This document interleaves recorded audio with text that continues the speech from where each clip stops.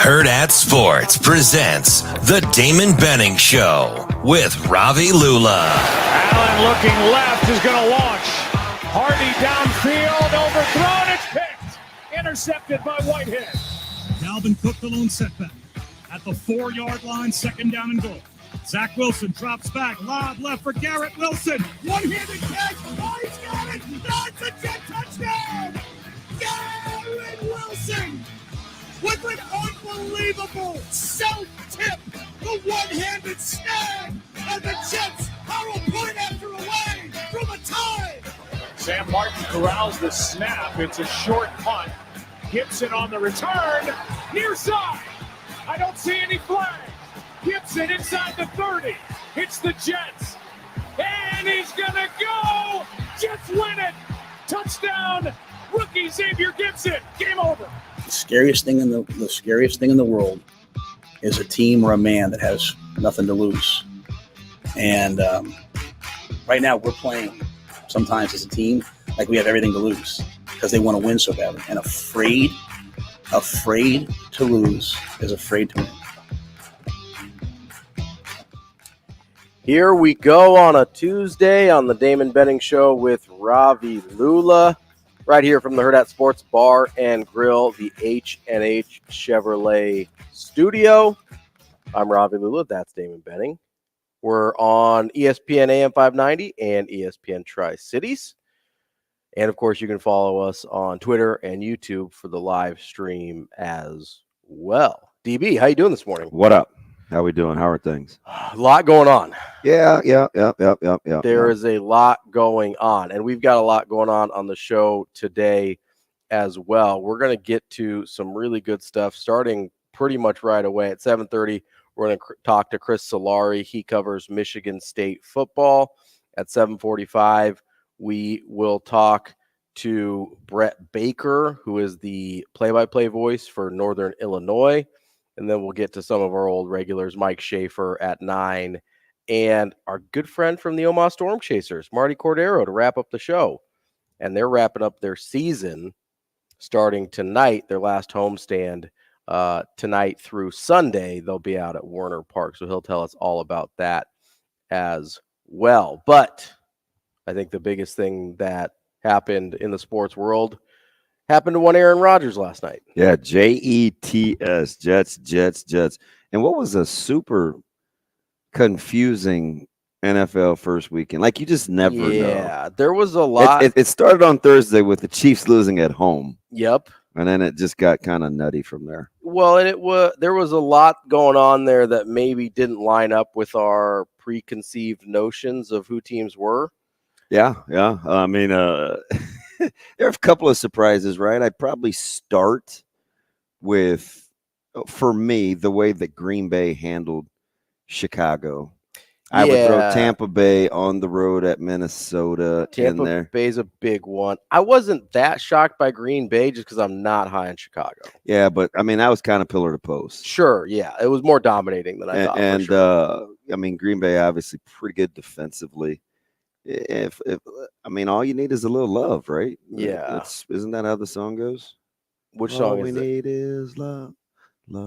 That's the Beatles. Yeah, I'm not a Beatles guy, but It is. I know that's not. I know that's not a popular take.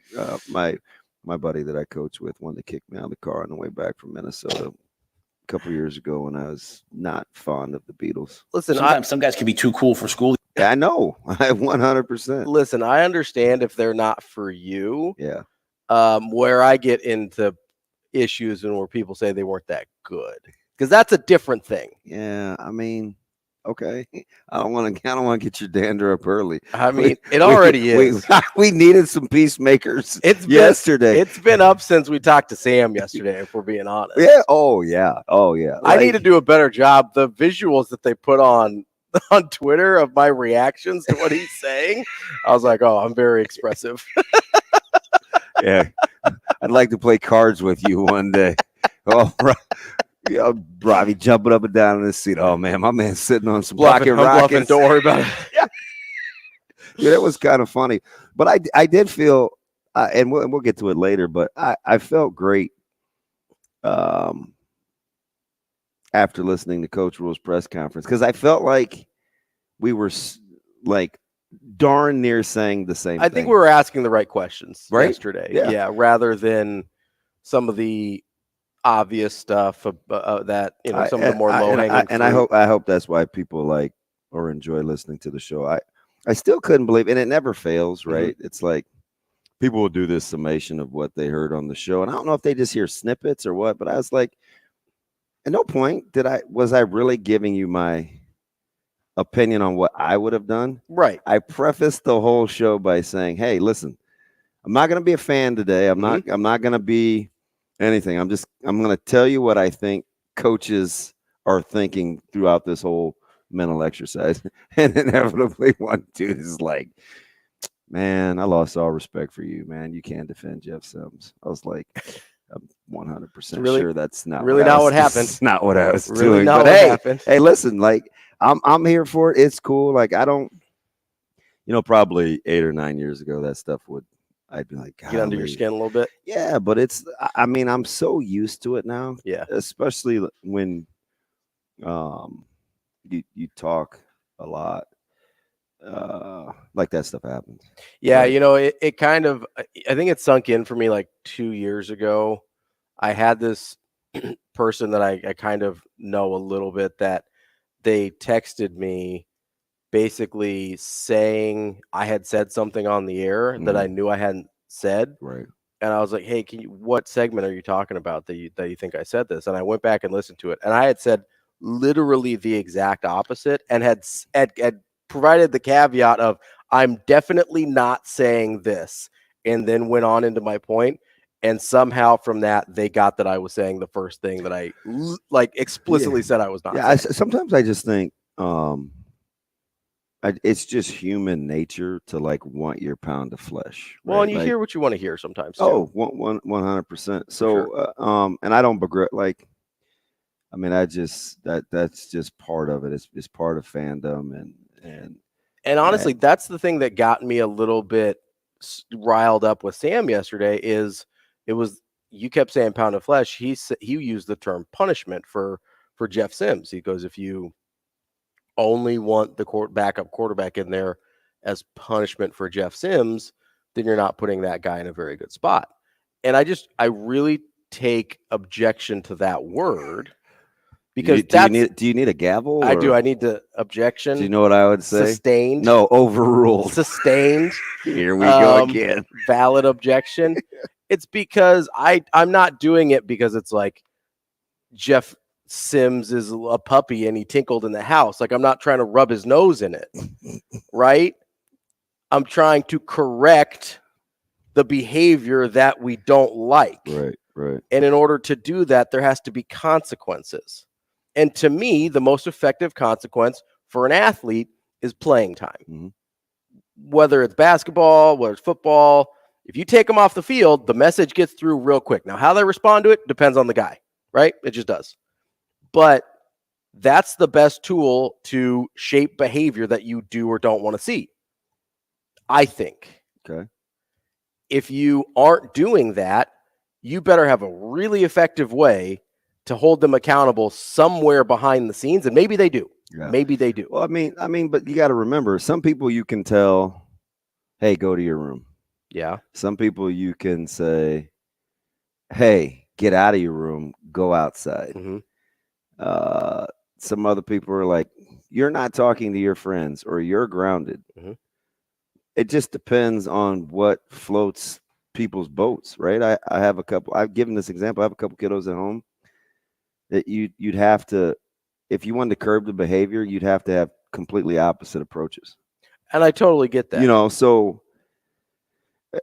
But the problem with the Jeff Sims situation is it's not happening in a vacuum, right? Because his behavior or his play, right? I'm not saying he's a bad guy. I don't know Jeff Sims. I wouldn't comment on that.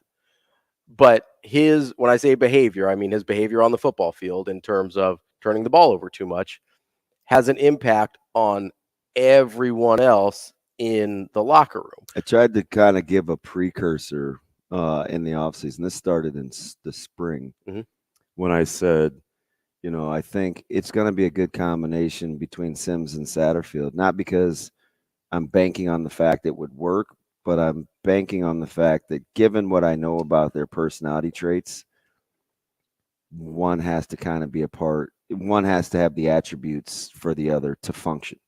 Sure.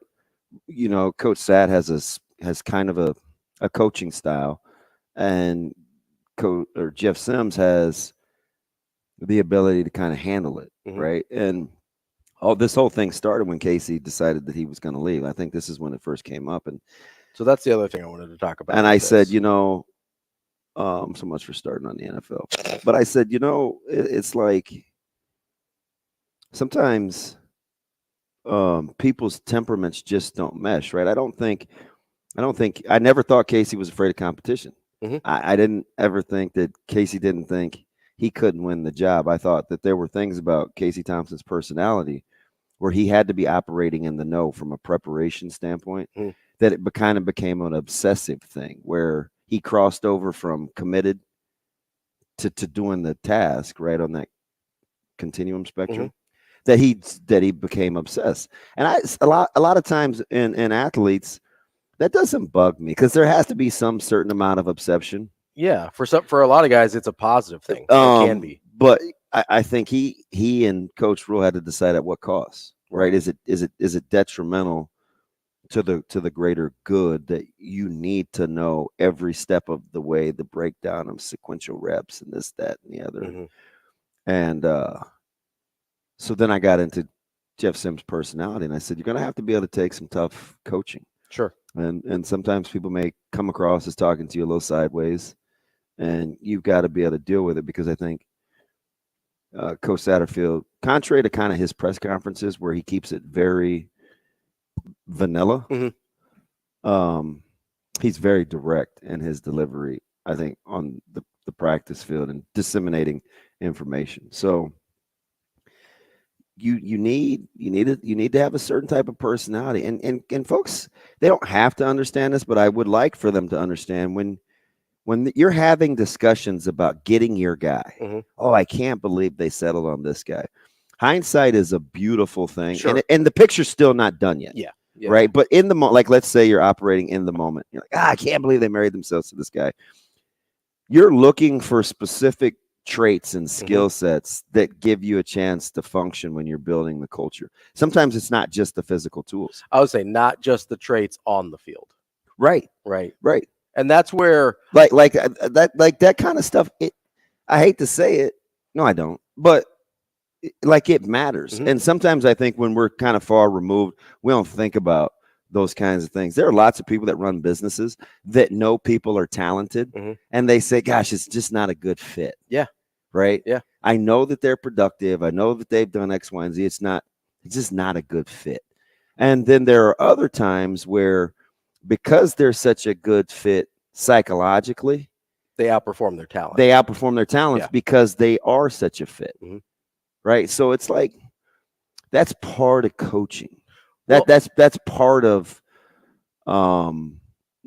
like an eye for talent in parts of development. Like, when guy, I hate to use the example because it's a rival, but the folks across the river in Iowa City are very particular about what personality fits. Yeah. Iowa State's the same way. It's going through the recruiting process. There are very specific things.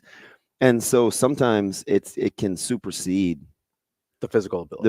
The physical abilities. And so I think we're seeing it play out. Well, and that's actually where I kind of wanted to defend Jeff Sims, because on the one hand, I feel like I'm not being harsh, but judging him critically. It is what it is, right? But I do want to defend this whole Casey Thompson thing has kind of crept up in the last couple days, right? I can't believe it. And first of all, I think we're misremembering who Casey Thompson was. Like, yes, the numbers ended up looking okay. I don't know that anyone ever felt great about him last year, except for when he was hitting Trey Palmer. Well, I think just streaking past guys. And I'm not. Listen, I'm not going to downplay his ability as quarterback. I thought he's a very functional quarterback, but I will say, I think we lament over Casey Thompson because we saw what the offense was like without him. Yeah, sure. right? Right. Yeah. So I mean, he can't apologize for that. No. The offense was built for a guy that has his talents. Right. Right. And coincidentally, Mhm. full disclosure, if we're being honest, he's a perfect example of, did his temperament really fit the design of what they were trying to do? Because one of the main coaches didn't think so. Yeah. One of the other coaches was like, I don't care about any of that. I want this guy in our program. Yeah. So you have those kinds of back and forth all the time. Yeah. Right. Well, and because that was clearly Whipple's guy. It was never Coach Frost's guy. No, so like you just have that sometimes. And Right. I think that's sometimes, we want to know how the sausage is made, but we don't want to deal with how the sausage is made. And some of that is just part of the deal. And people, typically people just, I just want to win, or I just want this. And a lot of times it's just not that easy. Like there's usually more. Sure. There's usually more to it. Well, I think there's definitely more to the Jeff Sims versus Casey Thompson thing, because that's not a thing, is it? A lot of people are talking about it. No, I don't. I mean, a lot of people are talking about it. I'm listening to podcasts. I'm on Twitter. Like, it is a thing that came up. I told you this lot. yesterday, and I've learned this over the years. People can make you dumber. They can, for sure, but they can also, like, if you're aware of that, they can also make you think about things. And and I'm listen 100%. I listen to people that I don't always agree with all the time, just because there's probably some sort of teachable moment. I just want to figure out how other people are processing through information. I think right? That's the best. Yeah. And I saw so you can game plan a lot yesterday. You're like that. You like human huddle, right? Yeah. You want to be able to study. Yeah, I like to figure out tendencies, so you know how to attack tendencies, patterns, like that, and figure out how people like to work. But one of the things that came out of the Thompson versus the Sims thing yesterday was, for me, Who was talking about this? Nick Baugh and Bo Ruud talked about it a ton on their post-game pod. Cool. Okay.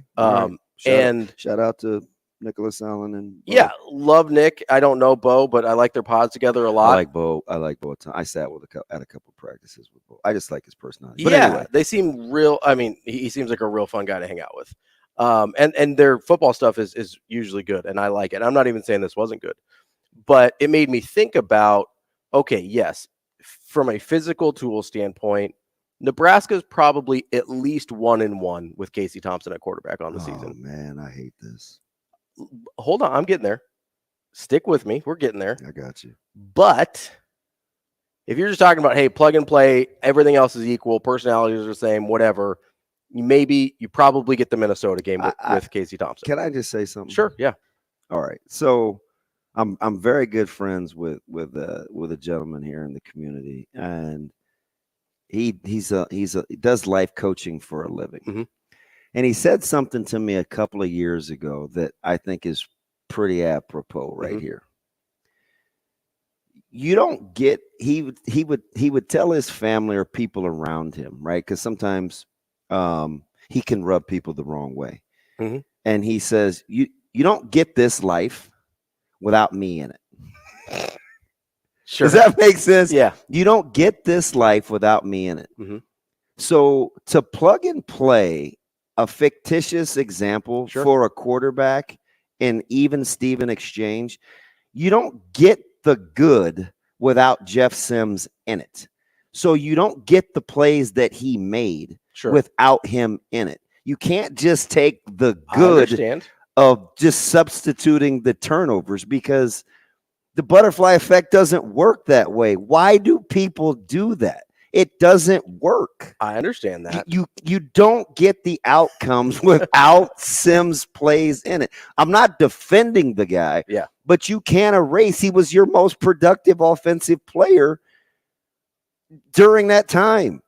If you're just gonna do linear examples, sans the turnovers, Nebraska's punting the ball from inside the 5 to open the first series against Minnesota. Totally understand that. Okay, so it's like I don't know. But here's where I wanted to go. Even if you're willing to accept that premise, which clearly you're not, but let's pretend you were, for the sake of doing a radio show. Yeah. Hey, let's play life. I like you, man. You're a funny dude. I think you have to look past what Casey Thompson could do on a football field because of the things that you were just saying about personality types, right? I think the choice of Jeff Sims was made almost outside of the football abilities. Obviously, they saw a quarterback whose skill set or physical abilities they thought they could work with in Jeff Sims. I don't think that's crazy to say. They wouldn't have taken him if they didn't. But I think they were more concerned about this is the type of guy that will be bought in and do things the way we want them done in terms of all the other stuff, right? Because in year one to Matt Rule, I think that was more important than, okay, maybe Casey Thompson would have got us to 1-1 instead of 0-2, but Jeff Sims gives me what I want culture and locker room wise that I need in year 2 and year 3, right? You're sacrificing on the front end, whether he would put it in those terms or not. Who? Coach Rule? Coach Rule. Okay. And he probably wouldn't, because he's talked about he doesn't want to mortgage the older the guys. Backs of the veterans, yes. or the mortgage the older guys' experience on the backs of young players. And he wants to still try and give the older guys their positive experience and a chance to shape their legacy as Husker football players. So he wouldn't put it this way. But I think if push came to shove and everything else was equal, you could probably get him to admit that he'd rather sacrifice something up front in terms of win than sacrificing something down the road in terms of culture. I don't know about that. You don't know? I don't know about that. Because that's kind of deep. I think that's the thing to me that explains the decision making. Not just between, hey, we'd rather have Jeff Sims and Casey Thompson. So you think if we were revisiting 24 with Jack Bauer and they did that fake stuff where they strap you to the chair and they do polygraph. I think they make you tell the truth. Yes, you get a little truth serum with that serum. Yeah, you're like, okay, I bet I'll win a few games up front to sacrifice building my culture long term.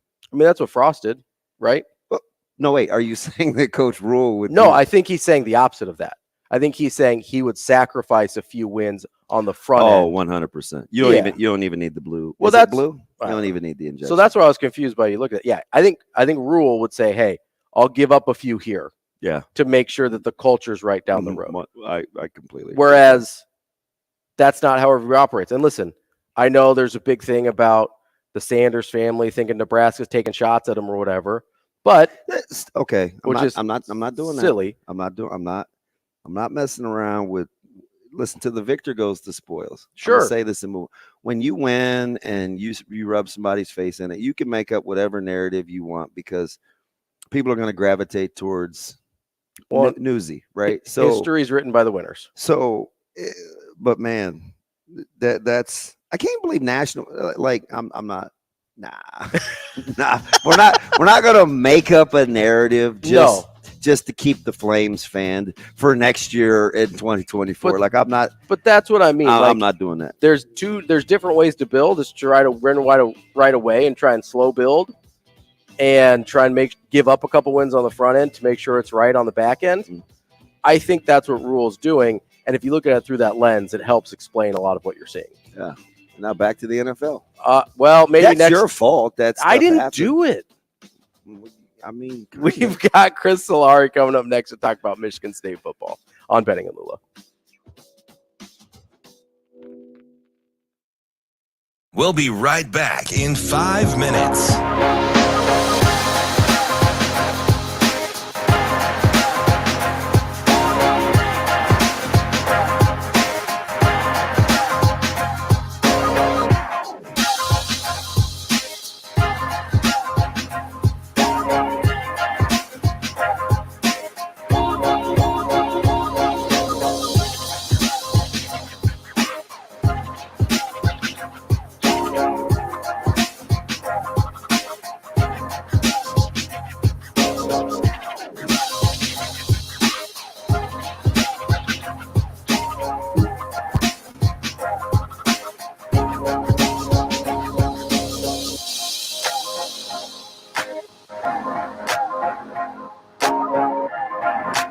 With the best interests of everyone, including student athletes. We'll be right back in 4 minutes. With the best interests of everyone, including student athletes and the university community in mind, I have suspended Mel Tucker without pay as an additional interim measure. During university visits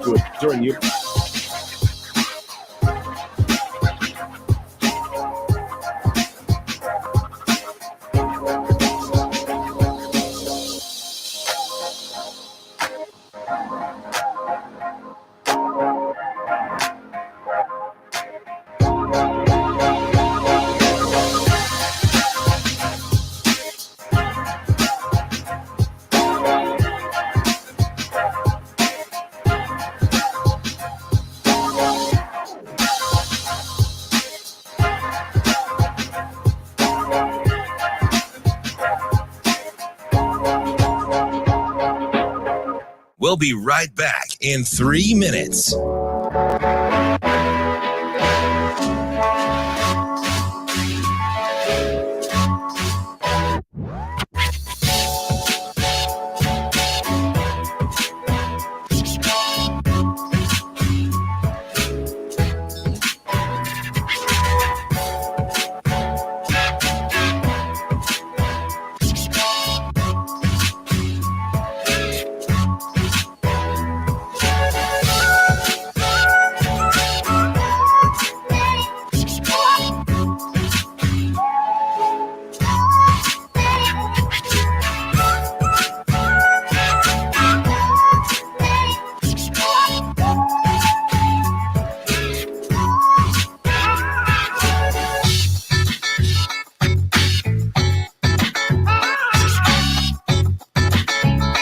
We'll be right back in 2 minutes.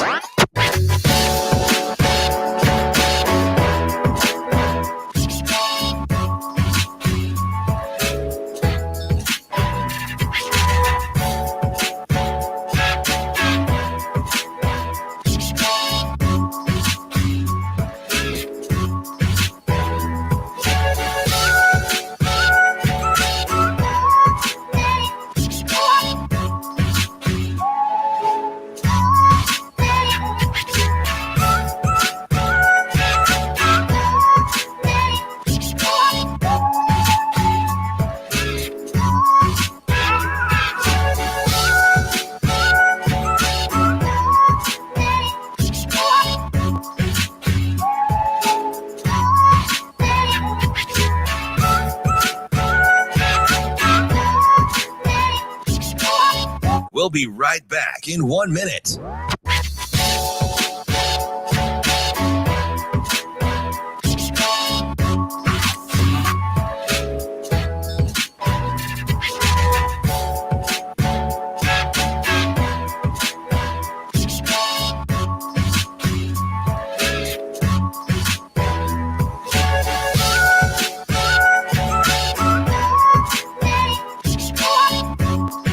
We'll be right back in 30 seconds.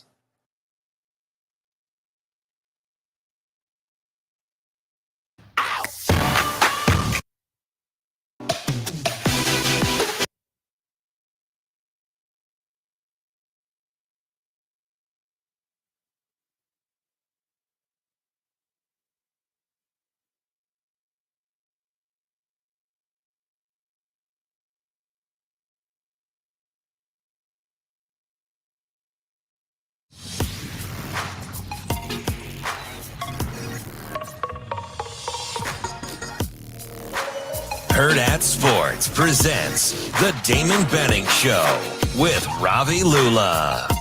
With the best interests of everyone, including student athletes and the university community in mind, I have suspended Mel Tucker without pay as an additional interim measure. Getting right into it here on the Damon Benning Show with Ravi Lulla. We are joined now by Chris Solari. He covers Michigan State football for the Detroit Free Press. Chris, how are you this morning? Doing well, guys. How are you doing? Trying to hang in there on the heels of a big one when the Washington is on tap. I know obviously you don't draw it up this way, but man, is there time enough, Chris, in your opinion, to kind of rally the troops or circle the wagons, if you will? Well, it's kind of strange. Like last night, I was thinking about some things, and I think from a player standpoint, from the fact that they've got the coaching staff still intact, and bring in Mark D'Antonio as kind of a consigliere to acting head coach Harlan Barnett. If you look at it, it's kind of got that Cleveland Indians in Major League kind of feel to it. They're having they have the 2013 Big Ten Championship and Rose Bowl reunion this weekend, which Mark D'Antonio was going to be back for anyways. They've got a Hall of Fame induction for Javon Ringer, the former running back, that D'Antonio was going to be in for this week. And after the first couple weeks, just with how some things went down, how poorly the offense played, I think there was a lot of frustration with the fans. The Boo Birds were out early against Central Michigan in the opener, and they were starting to creep in a little bit last week until they started to put Richmond away after a muff punt. This fan base is going to change because the story has changed. Mel Tucker's gone, and I don't think it has anything to do with Mel Tucker per se. Those Boo Birds, I think they were more for the coordinators and the things that people saw on the field. But I think, and I don't want to say it this is galvanizing the fan base around the players, but I think there's a better understanding of the circumstances that they're going through now that they've essentially their head coach is suspended, but more than likely done. So, what happens from here is going to be interesting because the portal is such a different dynamic. And I think it's important to note that the portal opens for players 30 days after a head coach is fired. Mel Tucker hasn't been fired. So that's critical at this point in the season. I mean, we're talking 2 games into the year for this happening. So it's wild. Chris, does that lend credence to? There's so many stories, and I mean, you got to be all over the place trying to get on top of this. We know about the reports that happened in March. We know what Coach Tucker said. Is there any credence to the fact that, regardless of who you believe in this situation, that this was going to remain anonymous until it was leaked, maybe by a board of regents, or leaked in particular? Because some of the stories out there are that, Miss Tracy didn't want this to be public. She wanted it handled in-house. Is it just convenient given the tenor of the team and the tempo this year? Well, it was at a point where my understanding through my dealing in this story, the plan was not to run this until closer to October when that hearing was scheduled. So, we're talking late September, early October was when this story was supposed to be going, which obviously gave Brenda Tracy time to decide if she did or didn't want to go with it still publicly. Right. But the ESPN story dropping after midnight is essentially what pushed my company, USA Today, and the USA Today Network to publish its story shortly after the that's story. tough. And I know for a fact that Brenda Tracy and her attorneys were well aware of what was happening. I was alerted about maybe an hour and a half ahead of time that USA Today was threatening to publish the story. And once that story got out, it was, our team mobilized to get the story from Kenny Jacoby of USA Today Live. Wow. Shortly after that. I mean, but the reality was, it was, and in my conversations about what was going on, Brenda Tracy, listen, people this could have been brought out in December. This could have been brought out when the report was completed in July 25th, and it still wasn't made public. So, do with that what we will. Yeah, I mean the circumstances that led to it were the anonymous ESPN story, and who knows where their sourcing was on that, but obviously we were comfortable with the sourcing that we had, seeing as Kenny had been working for months with Brenda on this. Wow. Chris, I'm curious. You said that you think Mel Tucker's likely done, and I think most people would tend to agree with you. Is that just you kind of reading the tea leaves, or do you have some kind of information there into the kind of the process of the university, or is that just sort of the temperature of the room? I think there's a little bit of both. I think at this point it from my gathering, it more than likely will end up being a mutual parting of ways, because I don't know. I mean, can Mel Tucker come back? I mean, can you imagine Mel Tucker standing in front of his players? No. After this, could you imagine Mel Tucker standing in front of the media after this? Or recruiting. Going into someone's home. There's I think there's a lot of things that in reading his statement yesterday, this is more me reading the tea leaves. If he's not going to end up at the hearing, I mean, the only reason, because it's not technically a legal proceeding, the only reason he would end up at that hearing is if he wants to get another job in college football. I mean, he spent 10 years in the NFL. So you don't need to be at that hearing if you want to try and go work in the NFL again. Chris, it's interesting, right? Coming on the heels of a top 25 recruiting class composite. The recruiting classes have been good, pretty familiar. They have been recruiting in the Omaha area in our own household. Like, what happened? Like how did we miss this under the guise of what the seemingly vibe was in terms of the culture that was being built in Michigan State? Yeah, I mean, listen, this incident in particular, I mean, who would have known about the phone call? Two people. The two parties on the phone. 100%. And, unless one of those parties came forward, two people would have known about that phone call. And, it's pretty clear if you read the things that Brenda Tracy said, and, her being a prominent sexual assault victims advocate and, educator in terms of dealing with the aftermath of it. She basically in Kenny's story discussed, I don't want to say being kind of re-victimized, but more that it revives some of those past traumas. And who are you or we to kind of judge that if someone who's gone through that? Right. So, I hear people question the timing of it. I heard people question, why did she wait? Why didn't she hang up? We've not been in that person's shoes.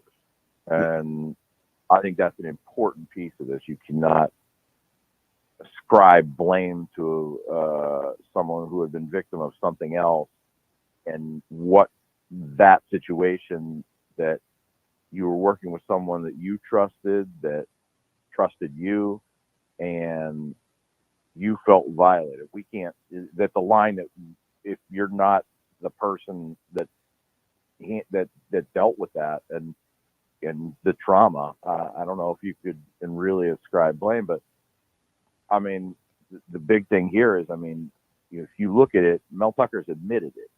He admitted it in the report when he was interviewed by investigators back in March.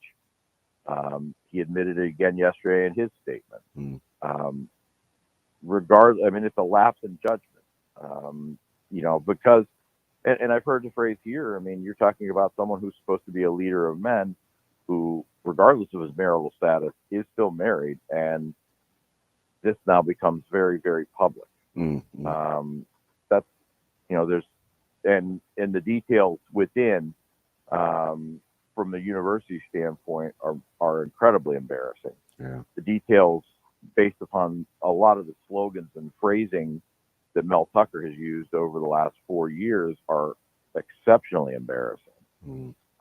So, when you sit and think about it from everybody's standpoint, I mean, is there a chance that he could come back?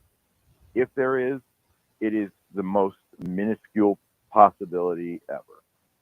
And the admission itself, I think, pretty much draws the end to Mel Tucker's tenure. It's just a matter of when the I's and T's are dotted and crossed to focus on that contract for Michigan State to try and get away from the rest of that 10-year, $95 million deal.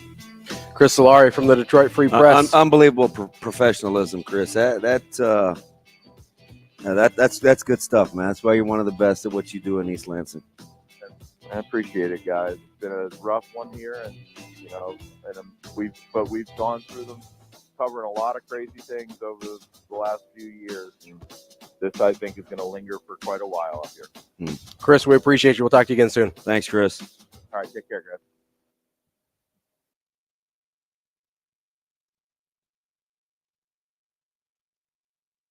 The show will be back in 4 minutes.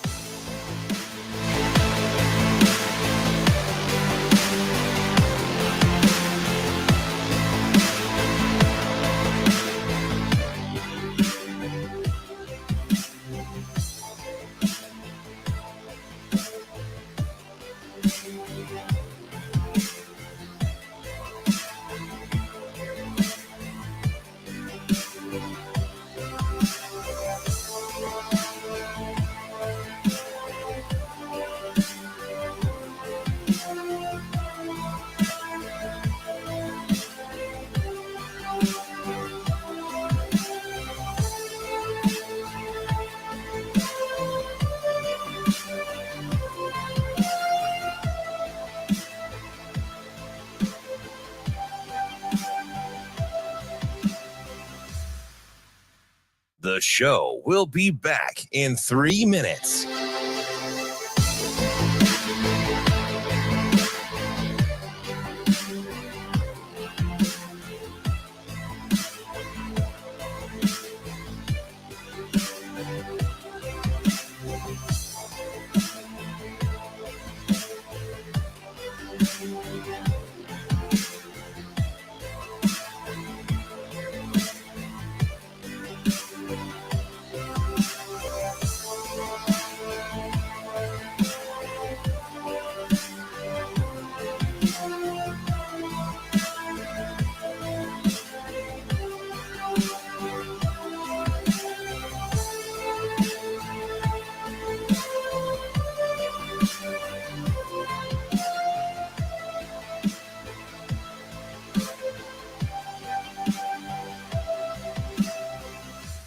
The show will be back in 2 minutes.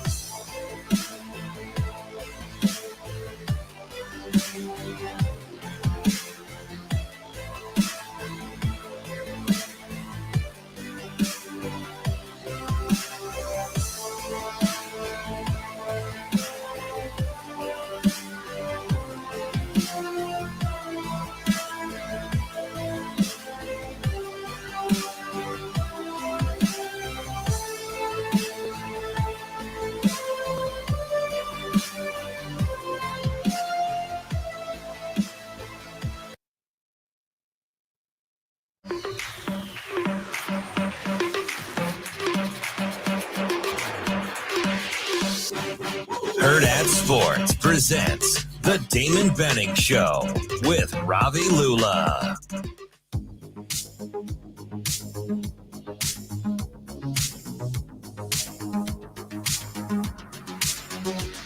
Welcome back to The Damon Benning Show with Ravi Lulla. We are continuing on with hour number 1, talking to Bill Baker, the Northern Illinois University play-by-play guy. Bill, how are you this morning? Well, I mean, it's kind of hard to tell. This is my 44th year doing this, and I'm sort of semi-retired, if you know what I mean. And I'd forgotten that there was actually a 7:45 a.m. on the clock as well. Well, we appreciate you sacrificing and getting up early for us to talk about a little Huskies football. Just start you off here with kind of how the season's gone so far. Obviously 1-1, get the big upset win over Boston College, but then have a disappointing loss to Southern Illinois last week. I guess just what's the tenor of the program right now? Boy, you know what? I wish we knew. I think they wish they knew as well. I don't think anybody saw the Southern Illinois result coming. I mean, you know, it's a rivalry game. And there's one thing I always said, and I said it on the air, I've said it for years, when you get these FBS matchups versus the FCS, you can't overlook them. You just can't do it. These are guys, number one, every one of them to a man thinks they should be playing FBS football. And they've got a chip on their shoulder, and they want to prove it. Double that factor simply because it's a rivalry game. It's North versus South. You're both in the state of Illinois. You both recruit the Chicagoland very, very heavy. A lot of these guys know each other from back in high school or maybe previous stops along the way in college football. So you just can't overlook anybody. I don't know that NIU overlooked Southern. I think Southern came in. I thought they had a great game plan, quite frankly. And I thought that, you know, maybe the Huskies were still coming off of that high, the win at Boston College the week before. It's tough to say, but Southern Illinois won the game, and now you just simply have to move on. And when you look up, and there's Nebraska, you know, right ahead of you. So you've got to be able to turn what happened against Southern. Just got to turn it off. You got to get it out of your mind, because now you've got to get ready for the Cornhuskers. It's interesting. Kind of 6 degrees of separation. Lombardi off to a little bit of I was almost going to say rocky start. A tough start with taking care of the football and less than 3 yards a carry running the ball. Where does this offense, outside of taking care of the football, need to start for you in order to be and kind of show the experience that you thought Lombardi could bring to the table coming back this year? Well, I think it's got to start with the ground game. I mean, that's what NIU has built their program on over the years. They've had so many terrific people carry the football. Went through a bit of a crisis, or just a bit of a change, let's call it, with the transfer portal a year ago. Still have talent in the backfield. I mean, they pick up the kid from Iowa, Gavin Williams, who I think is going to be a solid back in the Mid-American Conference. And Ontario Brown has been with us for several years now, and he's your number one guy. But they've always built things around the ground game, and Rocky Lombardi's always been able to handle, you know, mixing the ground game with the passing department. You know, Rocky, I mean, it was on national TV, so I mean, he took a shot. I think he hit his hand on the helmet of one of the SIU defenders very early in the game, and was seen on the sideline. It looked as though they were almost trying to straighten the finger or maybe fix a dislocation. I don't know what it was, and we never had a chance to really talk to him. Whether or not that impeded him, I could not say, but he finished the game. He had the backup guy had to come in for the one series to finish off the one series once he got dinged a little bit, but he came back. It's you know, the guy hasn't played football for just about a year. He hasn't played football for just about a year. You could do what you want. He didn't do much at all he didn't do anything in the spring. I don't know if he did a whole heck of a lot in August. He was out there and he took his reps. But to be honest with you, I think he's still finding his way a little bit. He's getting his legs back underneath him. So we'll have to see. Bill, I'm wondering what the, I guess, vibe is around head coach Thomas Hammock. They, before his tenure, had only missed a bowl game once in the last 10 years. They've missed 3 out of the first 4 under Coach Hammock, and is what has been a pretty up and down tenure for him. What is, I guess, just what's the general feeling around his coaching stint so far as he gets into year 5? Well, you know, fans always have their opinions. You know, some are positive that I've read, some are negative that I've seen and talked to. But the bottom line is what the administration thinks. And I know that Sean T. Frazier, who's the director of athletics at NIU, is solidly behind Thomas Hammock, as I think he should be. He's a guy, he's an alum. He's very charismatic. What I really like about him is his coaching style. He's aggressive. He's the type of guy. He's a very likable guy. He'll go out. He'll be in the community, and he can be shopping for groceries, and he'll stop and spend 20 minutes and talk football with you. That's just the type of guy he is. I don't know that that there's a hot seat yet for Thomas Hammock. Maybe if things don't pan out this year, that might begin to change. It's not my decision, but for the moment, I think he's pretty solid at NIU. So, listen, one of the bright spots. I mean, this D line is pretty good. Obviously, I used to spend a lot of time around Mr. Haberman. He's from the high school that I coach, and kind of well aware of how you guys like to play defense. Is that where it has to start if you're going to bring something portable with you on the road to Lincoln? Well, exactly. I mean, that's pretty much what kept us in the game. What got us the win, I think, was the defense just as much as anything else out of Boston College. You got a couple of individuals. I mean, you got a pair of really nice defensive ends in Ray Thomas and Roy Williams. James Esther is just a beast up in the middle. Linebackers changed a little bit. One of the linebackers had been a defensive back. That's Jaden Dolphin. They moved him up a little bit. And then you've got your defensive secondary. C.J. Brown is going to be all MAC. I mean, well, he's got to be. He's leading you guys in tackles, isn't he? He's everywhere. Yes, he is. Yeah, and that's pretty much as expected. That was the talk in the offseason, how they're going to build that defensive secondary around him. I mean, let's look at the Southern game. This is a club that scored 40-some-odd points the week before and had been rated 25th in the country coming in. They had a solid offensive line. They've got a couple of good running backs, some decent receivers. In fact, they had 2 1,000-yard rushers in their backfield. And yet, I mean, you lost the game. It was 14-11. But the point is, NIU's defense held them to 200-some-odd yards and only the 14 points. And going out to Boston College, it was a late round. And they had Boston College throttled, I thought, through a good 3.5 quarters of that game. Circumstances kind of let Boston College back into it. They took advantage of some opportunities, but then they tightened things in the overtime and allowed only the field goal. So yeah, I think everybody's been happy with what the defense has done, and certainly you're going to have to find your opportunities and then take advantage of them every time you do find them going into a place like Nebraska. But it's the defense, I think, is going to have to give you those opportunities. Bill, we've got a couple minutes left here with you, and I'm curious, the two offensive strategies from game 1 to game 2 for Northern Illinois have been pretty different. Game 1, really balanced, really committed to running the football, even though you're not getting a ton of chunk plays there. Game 2, you end up with Rocky Lombardi throwing it almost 40 times, almost for 300 yards, but that comes with the 3 interceptions, and the run game never really gets going in that one. If Northern Illinois had their choice, which type of style are they really more comfortable with, and they're trying to get their offensive identity to be? I think they're more comfortable with being able to run the football. Yeah. And I take my hat off to Southern because that's the one thing they did. They knew that they had to stop the run. They wanted to put the ball in the air with Rocky Lombardi, and they did exactly that. And then they were able to take advantage of it. You know, they did this too with just a 3-man rush all day long. So here's the thing about Southern, too. Their head coach, Nick Hill, the last time these two teams played in DeKalb was way back in 2007. And Southern came in. Nick Hill at that time was their quarterback.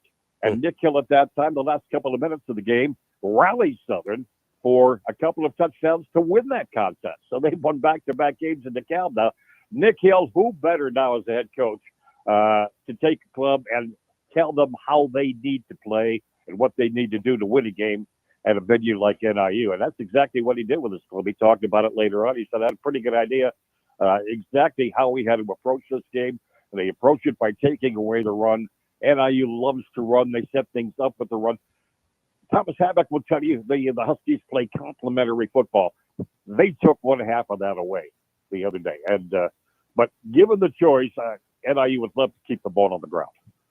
Bill Baker, play-by-play voice for Northern Illinois football. Bill, we appreciate your time. Good luck this weekend. Looking forward to seeing you Saturday night, Bill. Appreciate it. Yep, absolutely, guys. Take care. Best of luck just as soon as we get out of town. Okay? Nice. That's Bill Baker, play-by-play voice for Northern Illinois football. They'll be right next to our booth.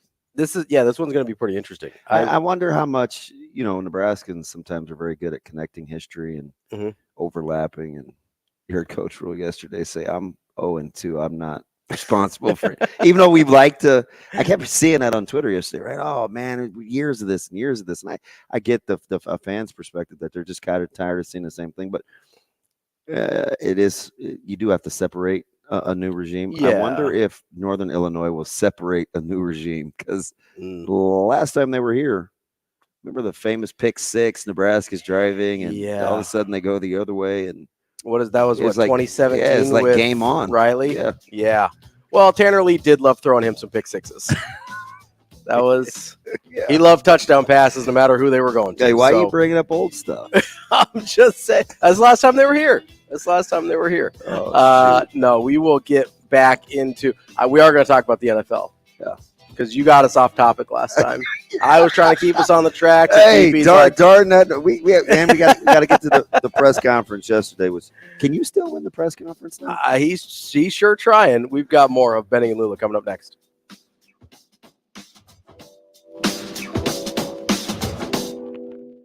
We will be back in 4 minutes.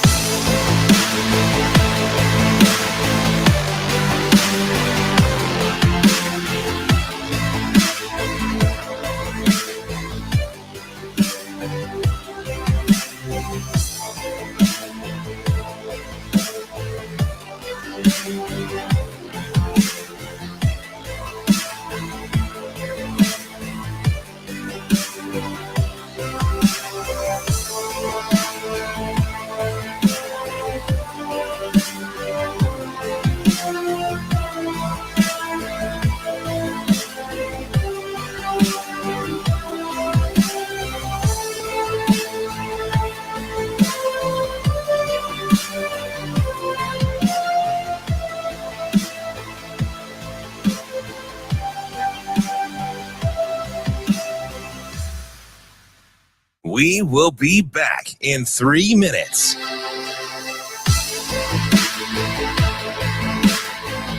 Low snap.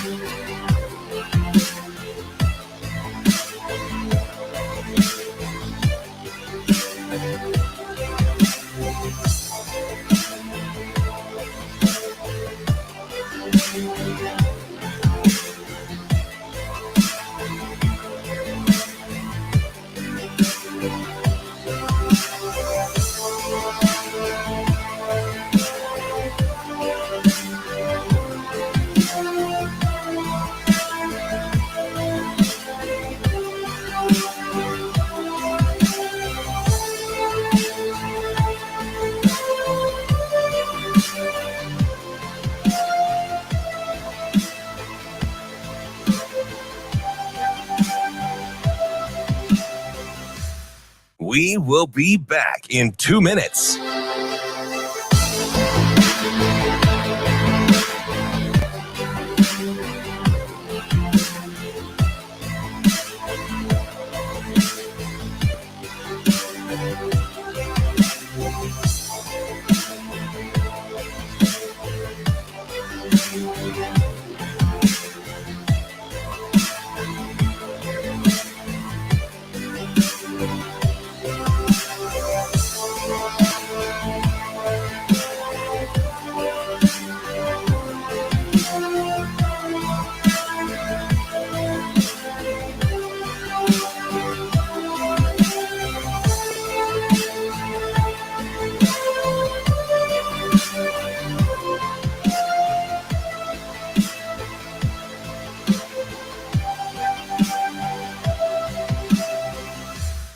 We will be back in 1 minute.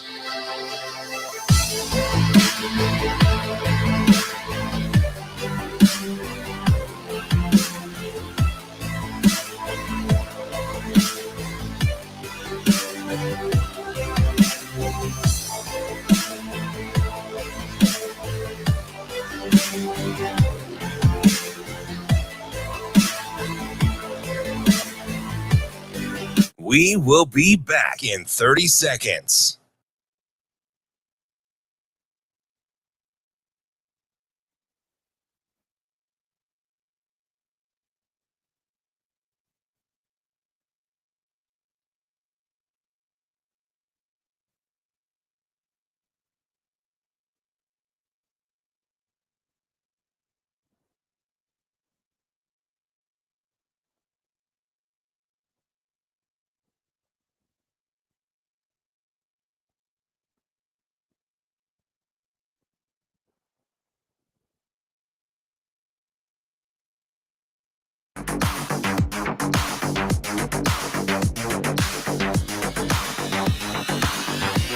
Hurrdat Sports presents the Damon Benning Show with Ravi Lulla. Low snap. And getting away, a line drive kick is Sam Martin. Gibson runs under it at the Jet 35. Starts to his left, gets to the 40, turns the corner at the 45-50. Blockers in front at the 40, at the Bills 30, inside the 20. Stunner steps to the 10, to the 5. Touchdown! And it's a Jet touchdown! This game is over!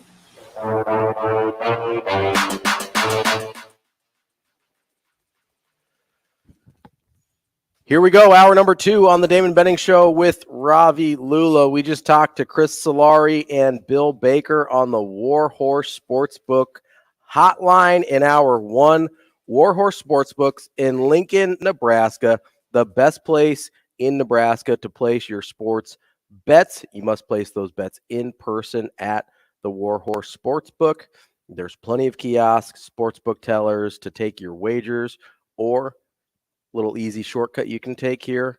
Get the Warhorse Casino app, view your live odds, build your bets anywhere, then go to the casino, scan the QR code, and place your wager in person. Straight bets, parlays, props, live in-game bets, all accepted. Visit warhorsecasino.com/sportsbook or get that Warhorse Casino app for details and full list of house rules. Warhorse Sportsbook, no bets, no glory. There was, man, there's still a lot to get to. Let me quit. Let's go back to the NFL, because since you got us, I felt a little peer pressure. You don't let me press you into going back to the NFL. Right? No, I want to talk about the NFL because I do think there's a lot of interesting things that happened, and I'm sure we'll get back into Nebraska football with Schaefer and over the course of the next couple hours here, but I do feel like if we don't talk about the NFL now, we aren't going to get to it ever. So let's try and stay focused here for a minute. Yes, it just so happens to be that I am the one guy of the crew whose team did not win. Well, listen, I wasn't going to bring it up. I was going to talk about maybe Eagles and Patriots, which I thought was a weird game. It really was. I kind of, if you recall, thought the Eagles might be a regression candidate. Yeah, me too. And I told you that I felt like the Patriots were going to win that game outright. I did too. I really did. That what happened. And if you take away that weird deflected pick six, we're have a whole different game here. Yeah. I'm just not that dude. I'm just saying. I'm not saying that the Patriots would have won. Why do people do that though? Because it's easy. Okay. Because I hear that a lot. Like if you take away. Right. So I think here's what I'm trying to do at least, because I understand the butterfly effect. I understand, hey, this happened. It was real. We saw it. You can't just ignore it. What I'm trying to find out is. It depends on how the It depends on what it is. So like you were having an argument on Twitter over the weekend with somebody who was saying, hey, if you take away Sims, so I wasn't arguing with Ryan. I just don't understand. So this is how I look at it. Yeah. Okay. If you're like you were describing Millard South a couple weeks ago, the double deflection, Feller not being called down.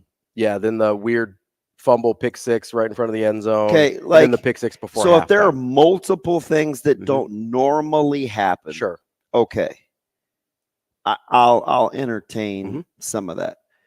But I think his point was, I don't know if it was just like real linear, like, well, sans the one run. He wasn't consistently gaining good yardage. Yeah. So what I'm trying to do when I do that isn't trying to do revisionist history. So, and my point to that was, yeah, but you can't really do that because that play was well executed. Yeah, that wasn't a fluky play. That wasn't like he rolled off of a pile. Yeah, it was. So why would I take that out? Right. So that to me is different than a ball off the hands, pick six interception, right? Like right in the receiver's hands, like we saw with Patrick Mahomes on Thursday night. The fact that ends up being a pick six for him is mind-boggling, right? But what I'm trying to do is not to change the. Should I take out Breece Hall's 83-yard run? No, because again, that was well executed. That was blocked pretty well. Yeah, it was a well executed run and play. But if I do take out Breece Hall's 83-yard run, the rest of his numbers are not impressive. Not at all. What I'm trying to do when That's why I don't do that. Is not to say, oh, this guy played well or didn't play well, is because some of those guys are boom or bust type guys anyway. That's kind of the nature. Is you kind of throw a couple jabs out there, like the Jeff Sims runs. You're throwing a couple jabs out there. He gets 3, he gets 4, he gets whatever, and then you're kind of waiting for one to break. That's part of the process, right? Is that's what you're setting them up for a big hit. For sure. What I'm trying to do isn't to renegotiate results or anything like that. It's to see, okay, who actually played better in this game? I get that the Patriots still lost. I get that the Eagles are still 1-0, and Eagles fans are probably still flying high. But when I watch that game, I think that the Patriots for most of that game played better than Philadelphia did. Mm-hmm. And so when I say, if you take out the Darius Slay pick 6, I'm not saying, hey, let's take that out. All of a sudden, 25 minus 7 is 18, and boom, the Patriots won the game. What I'm saying is, ran the ball for roughly the same YPCs. Mac Jones, outplayed Jalen Hurts. Yeah, well, so at least a better QBR and a better rating. And I thought he looked better. I mean, honestly, I thought he looked better. Looked more comfortable, looked like he was operating at a higher level. I understand. So when I'm doing that, it's not, hey, you just take this away and boom, Patriots are 1-0. It's, hey, if you look at the overall flow of the game, that is an outlier play that it changed the result because it didn't necessarily reflect how the rest of the game was going. That's what I mean when I say that. Does that kind of make sense? Yeah. That's something you could maybe do against Minnesota. You certainly couldn't do it against Colorado, for example, because there was too many of them, right? There were too many one-offs, quote unquote. Anything else from the like a guy crossing the field on an over route that goes unimpeded? Yeah. Or a guy looking in the backfield on a there's a couple of them on a max pressure. Yeah, so Tommy Hill, and then Gifford got beat down. Which that's a tough cover for Gifford, is to follow. Oh, the trail. Travis Hunter. That's too like long. That's a really long time and a really difficult. By the way, though, how good was that throw? Really, really good, because Gifford actually wasn't even in that bad a position. Oh. Like, it was a really tough task to give him, and it was still a really good throw. Yeah. It required a really good throw. Singleton on a similar one where he led him into the open space. Even the over route. No, Shadour's legit. Even the over route that Did you see how many defenders were there? Yeah. Yeah. Like, yes, he was just behind them. He dropped that in the bucket but because if he anticipated where that thing was going. You look at the replay and you're like, well, why didn't they just jump and get that? It's because it was a really good throw. And that ball was well in the air before they were cognizant. He put that where his guy was going. And even on the other touchdown pass, was a shorter touchdown pass. They were in the red zone. Where Singleton was trailing the crossing route? Yes, but he had coverage in front. He had Singleton trailing, and then he had a guy in front of him as well. And Shadour just layered that ball in there. He's really good. Yeah, and honestly, Shadour is the difference between Minnesota and Colorado, basically. Like, you can have Travis Hunter, you can have Dylan Edwards, whatever. Shadour's the difference there. Mm-hmm. Kaliak Manis to Shadour, that is the difference between 13-10. Nebraska probably should have won that game, and 36-14. Nebraska maybe could have won that if they played perfect football. Do you wonder what happens if Nebraska would have got the lead? I do. Yeah, me too. I also just wonder what happens if Nebraska feels comfortable with executing some of the simple stuff, right? Because Nebraska was doing what they wanted to do. I mean, 13-7 with less over halfway through the third quarter, Nebraska was running the ball. And remember, Colorado's first 24 plays went for 50 yards. Right. Nebraska was running the ball well. They shouldn't have even had the 13 points because Nebraska handed 10 of them to them, right? This was literally, yeah. I mean, yeah, literally 10 points came directly off turnovers. Literally. You had the Sims pick. The next play is that drag route you're talking about that ended up being a really good throw. And you have the field goal off of one of the fumbles. And so Nebraska was doing almost everything right through 2.5 quarters in terms of playing that game in a way that was winnable, right? The problem was once you get behind 20-7 and you're almost to the end of the third quarter, then you're down 23-7 and you're at the end of the third quarter, you can't continue to play that way. You run out of time, especially with the new clock rules, right? Yeah. And so that was going to get away from Nebraska when they didn't score basically immediately at 23-7. They just weren't going to be able to continue to play that way. Yeah. And so you can see a path to victory for Nebraska from Colorado, but that I don't know that we're giving Shooter Sanders maybe enough credit because we've been so focused on Jeff Sims, right? Yeah, it's really easy to point out, like, okay. That's weird how this morphed from Mac Jones and Jalen Hurts to Shedeur and Jeff Sims. But to get it back to the NFL, yeah. Could you believe that Josh Allen just didn't fall on the drop, the bobbled snap? You text me that. So I actually do want to talk about this, okay? Were you mad at me? No, I wasn't mad at you. I was just like, you said, I feel like he's being snarky. No, I'm just saying, like. No, so here, I have a real question about this. I'm not being snarky because my assumption is, because I never played football at any level that whatever. Like, so my question is. That doesn't disqualify you, by the way. No, but I there's certain things that I just don't know because I don't know, right? Understood. So I assume you teach guys what to do when the ball's on the ground, right? Yes. What do you teach? Like a genuine question, not trying to set you up. To get on the ball. To fall on the ball, right? Yeah. I get it's not easy. Like I get it's not easy to do all the time, right? Do you know who we never? The quarterback. Because you don't want him to break his hand or something, right? Correct. Okay, I get that. But do you want him like reaching his hand in there anyway? So sometimes it's even so bad if it happens in practice. I know that I've said, hey, listen, you're not a quarterback. Get on the ground. Fair. Right? So I'm guilty. I mean, full disclosure, usually things that I say have a backstory. Sure. Right? I'm not just pulling them out of my rear end. Yeah. That's why I'm telling you, like quarterbacks, I couldn't believe yesterday in the presser that Coach Rule talked about, well, how often. Not practicing falling on the ball. Right. Because coaches, what you really don't want to happen, it's not the broken hand. It's to get caught lock-legged or lock-kneed and have a guy roll into your legs. Okay. That's really what happens. Okay. So quarterbacks they just don't do it. But I couldn't believe. Is that much different? Like, it seems like it would be safer from a leg standpoint to dive on the ball where your legs are not still planted in the ground than it is to reach down and reach. Because that's where you're going to get rolled up on is when you're reaching for something. So that's where I'm having a hard time understanding what's taught versus what's expected versus what's natural. So we had a play in our youth football game Sunday. Mm-hmm. It was a low punt. Like I don't think he blocked it. It would have like hit him in his hip. But I mean, we had a kid that was kind of bull rushing and punt hit him like it hit him. And he now this is a big cock-strong kid, right? He runs and he dives on the ball. Mm-hmm. And I looked at our staff and I was like, boy, that is some football awareness. I want to see if it's fluky or not. Mm-hmm.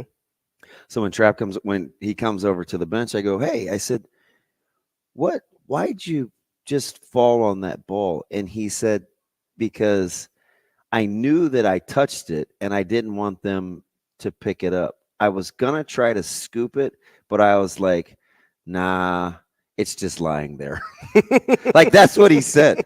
And I wanted to hug him, right? Because it's like just the purity of what he said. Yeah. And he's a football head, right? But it's just not natural. I know you think it is. No, I don't think it is, but I think it should be taught. No, I understand. Because like it's not natural. And listen, I'm coming this from a basketball perspective. That's right? probably why. Well, how many times do you say coaches get to the floor? Basketball coaches say it all the time. Get to the floor. That's what I mean. But that's what is taught, right? So you can teach guys. Well, why doesn't it happen more? Why do we have games where we say, God, he won't even get to the floor? 50-50 ball. He won't even get to the floor. Because it hurts to dive on a wood floor. Oh, God. It does. Like, that's why I'm convinced that's why basketball players don't do it. Because it doesn't feel good. I think it's a cultural thing. It hurts to dive on the wood floor. I mean, that's what I always assumed when my players wouldn't dive on the floor. Hear the screeching of flesh against. Yeah, like you get like a wood burn. That sucks. Oh, gosh. I just assumed that's why they never did it or why they didn't like to do it. Hey, well, and you had to instill in them. I tell you what, nothing beats diving on the football field with pads on and getting. I'm not saying it feels good. But I still taught them to do it, even though they didn't want to. I'm with you. So I don't.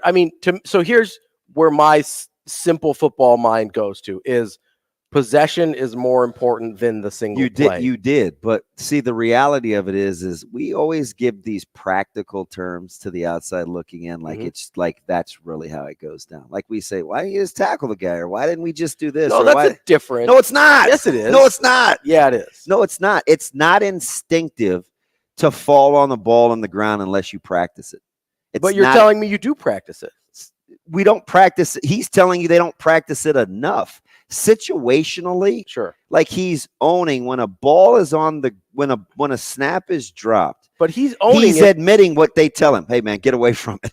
Right. But he's also owning that he needs to teach the quarterbacks in that situation to fall on the ball. 100%. Do you know what that tells? So I'm not wrong in what he should have done. You're wrong in the fact that, number one, they don't teach it, so he doesn't instinctively know it. And if it was instinctively done, you wouldn't have to teach it.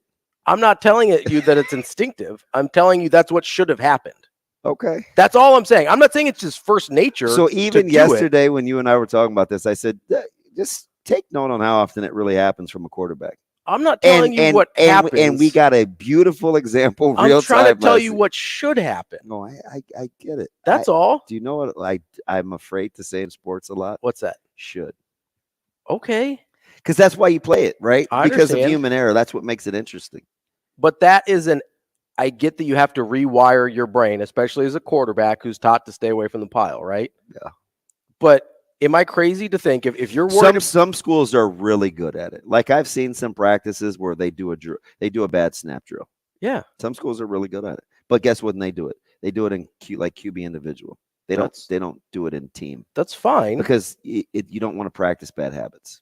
I understand that, but if that's something that some teams do, and you're admitting that that's probably the ideal way to handle it is to fall on the football.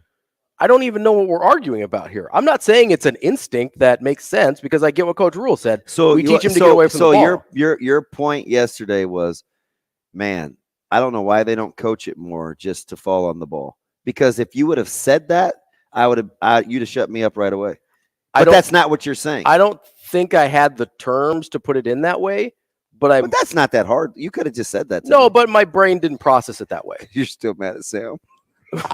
Yeah, I was a little flustered about Sam telling me that he's doing the backup quarterback dirty. I asked you off air, okay? I go, what'd you ask me? I go, hey, if you're the backup, do you care how your opportunity comes?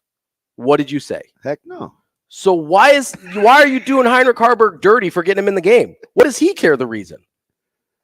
No, and I'm with you. Because I knew when he said that, I got riled up. Yeah, you could barely sit in your seat. Because first of all, we're not talking about a Bo Davis in 2004 situation here where the dude going to Lubbock. So the dude had like 3 snaps of practice ever, was a nobody recruit from nowhere. Why are you bringing up old? Is that where the 637 text came from Matt last night that says you've been heated all day? Yes. Yeah, he was still mad. I put you on that. Yeah, we're both. Oh, because no, I've been looking forward to the 9:47 p.m. conversation since last night. This isn't. I wasn't poking him. I just was giving an example.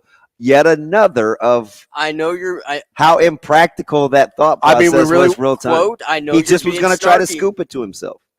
Oh, and look how well that worked. So you know what's funny though, and we got to get to Ronald and Kurt here real quick. But you know what's funny? I felt like it was interesting that Coach Rule had a sense enough to address Sims not falling on the ball. When I was joking that seemed to have been a thing on the internet, I wasn't like super serious, but somehow it made its way. I mean, I think it was a talking to where point. He had to address it, or maybe and then he goes into the Cam Newton deal, or maybe he just understands. Like, yeah, we'd like you to fall on the ball there. Well, I mean, that's not crazy. I'm just letting you know I can handle your delivery. Okay, you can keep giving it to me like that. I can take it. Let's get to the Warhorse Sportsbook hotline. Ronald is on line 1. Ronald, what do you got for us? Good morning, gentlemen. Good morning. What's up? We're not going to fight, Ronald. How are you? Oh, I'm great. Hey, but you know what? I agree with Mr. Lulla, Damon. I agree That's with all. the young Listen, man. I get it. I get it.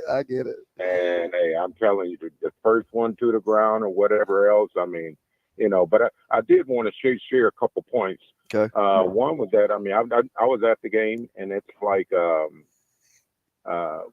thing with loving or hating. I mean, I love Deion. I love Deion. Mm-hmm. I mean, I'm a Husker through and through though, and a realist. But we have individuals in place, presidents, congressmen, things of that nature, and been to a number of cities just to see cause and effect. Right. Mm-hmm. This man is affecting the economy, and that's America's bottom line. Because no matter what we're doing, if the economy and people's pockets aren't being niched the right way, mm-hmm. this dude is affecting their economy. And I'm like, that hidden messages, things of that nature, they don't talk about that. They talk about the swag and whatever else and ways to just throw darts or whatever. But man, he's affecting their economy, and that's a great thing that people don't even talk about. Right. He's gonna be able to pay for his own salary. Yeah, I mean that, right? Because they had to raise money. I don't know if all that money was available at the time. They said it wasn't. I mean, Right. Question: does our quarterback have more time in the pocket this year or last year? I want to hear your response because I got to say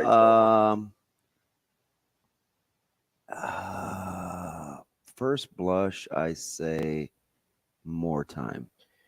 Yeah, I want to say more, but it feels like the play calls are so different. It's hard to tell. Yeah, that's tough. At first blush, I say he's had more time. Absolutely. So, Casey's gone or whatever, but I don't know what happened. Was he afraid to get tackled in practice or whatever? I don't know. But if you take the capacity to scan mm-hmm. and make a decision, I know the plays are coming in late, which I don't want to get into. Hey, but, that was weird how he kind of addressed that, right? Like they got to get better. They got to get better too. We went through a spring, that's the trial period, and now the summer, whatever. And then he low key said, you know what I think, Lord, I love about the defense is their efficient communication on the sidelines. I was like, ooh. I think he's starting with the adults. Yeah, absolutely. I think he needs to lead the defense alone. Talking about they need to fix the thing. Look, the defense is fine. Yeah, but as far as the decision making and getting to what you want to do, I mean, I know if I'm about to eat something, I'm gonna eat that. I mean, I don't need to think about it and whatever else. But the time that he's had, unfortunately, I know he's a young man. I'm not going bash him, but I would take Casey. I would take Casey right now, and I would take Casey 10 times over because the time that he had, the way he had to haul tail quickly. Ronald, I said this to Ravi earlier, and I know you're Team Ravi this morning. It's all good. We're still boys, but you don't get that lifestyle without him in it. Which means if you want to replace Casey with Jeff, you don't get the same offensive concepts. Oh no, my man! You know what? We may not get. And I hear the music, but hey, we may not get the same offensive concept, but you know what? We may not need them either, bro. I love y'all. Have a good one. Appreciate it, Ronald. I see you, Kurt. Oh, you feel good because he was Team Ravi. That's right. Everybody, Team Ravi. Call the Warhorse Sportsbook hotline 888-638-4876. Kurt, hang on that line. We'll grab you when we come back here on Benning and Lulla.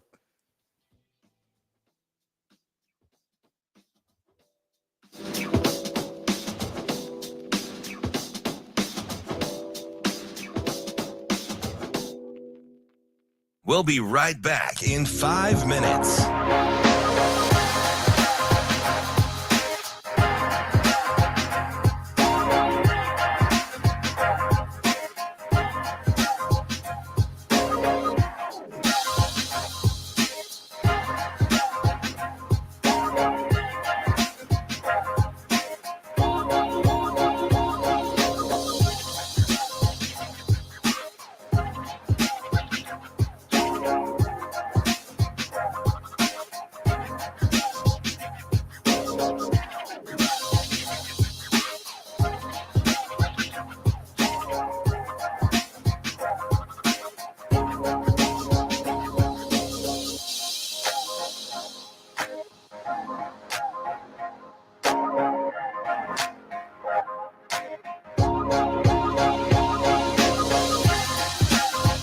We'll be right back in 4 minutes.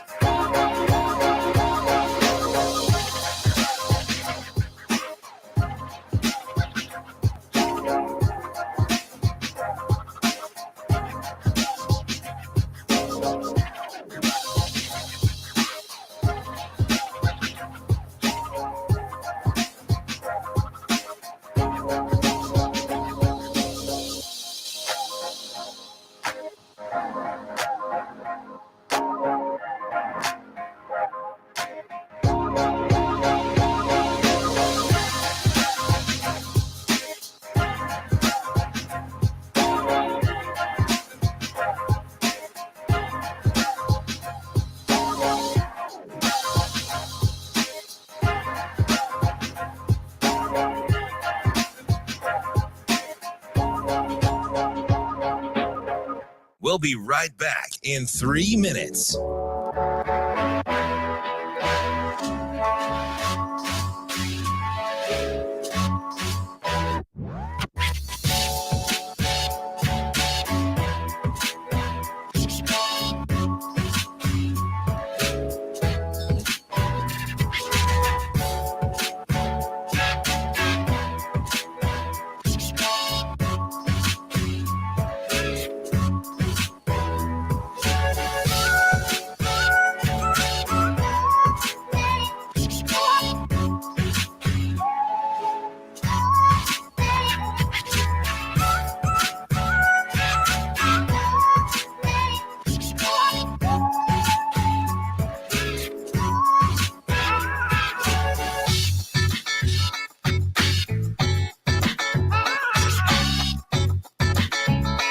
We'll be right back in 2 minutes.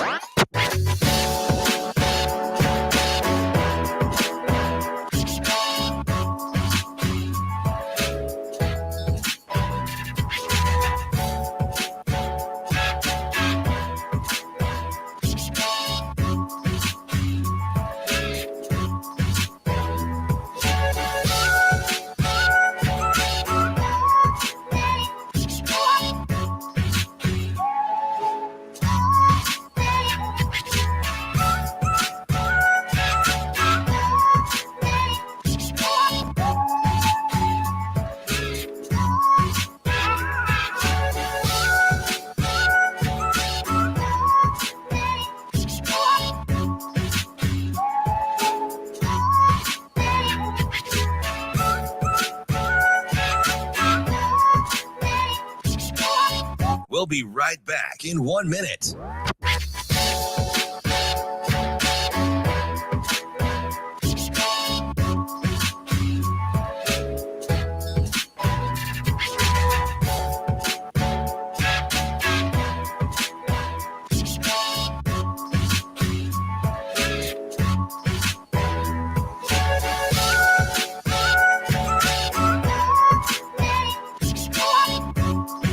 We'll be right back in 30 seconds.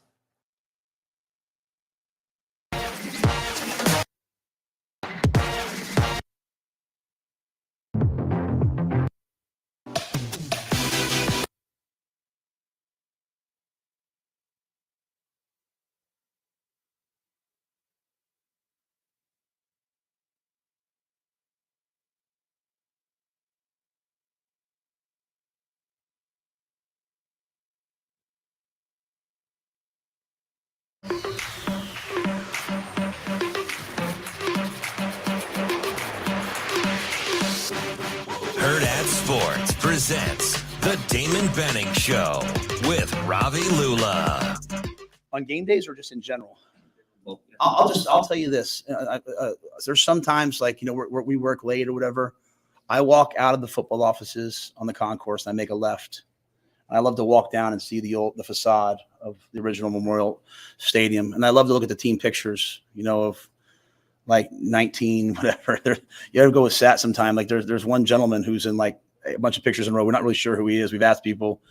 But he looks like the most interesting man. If you go see, if I'm ever walk with you, I'll show you guys. But, and again, that's why I'm saying what I'm saying right now in the way that I'm saying it, because I want our players to hear it.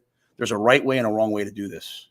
And what it means to be at the University of Nebraska, the history, the tradition. Like, we have to do everything in accordance to the way this place was built. It was built on a solid foundation. And so that facade still stands. Like that, the original stadium still stands. The original seals are still there. And so, so I love college football. Like, I love being on game day. I don't really pay attention to it. Like, Keith asked me about the Flatirons. I was like, I didn't even notice. Like, but being at Memorial Stadium and coming here the first time, was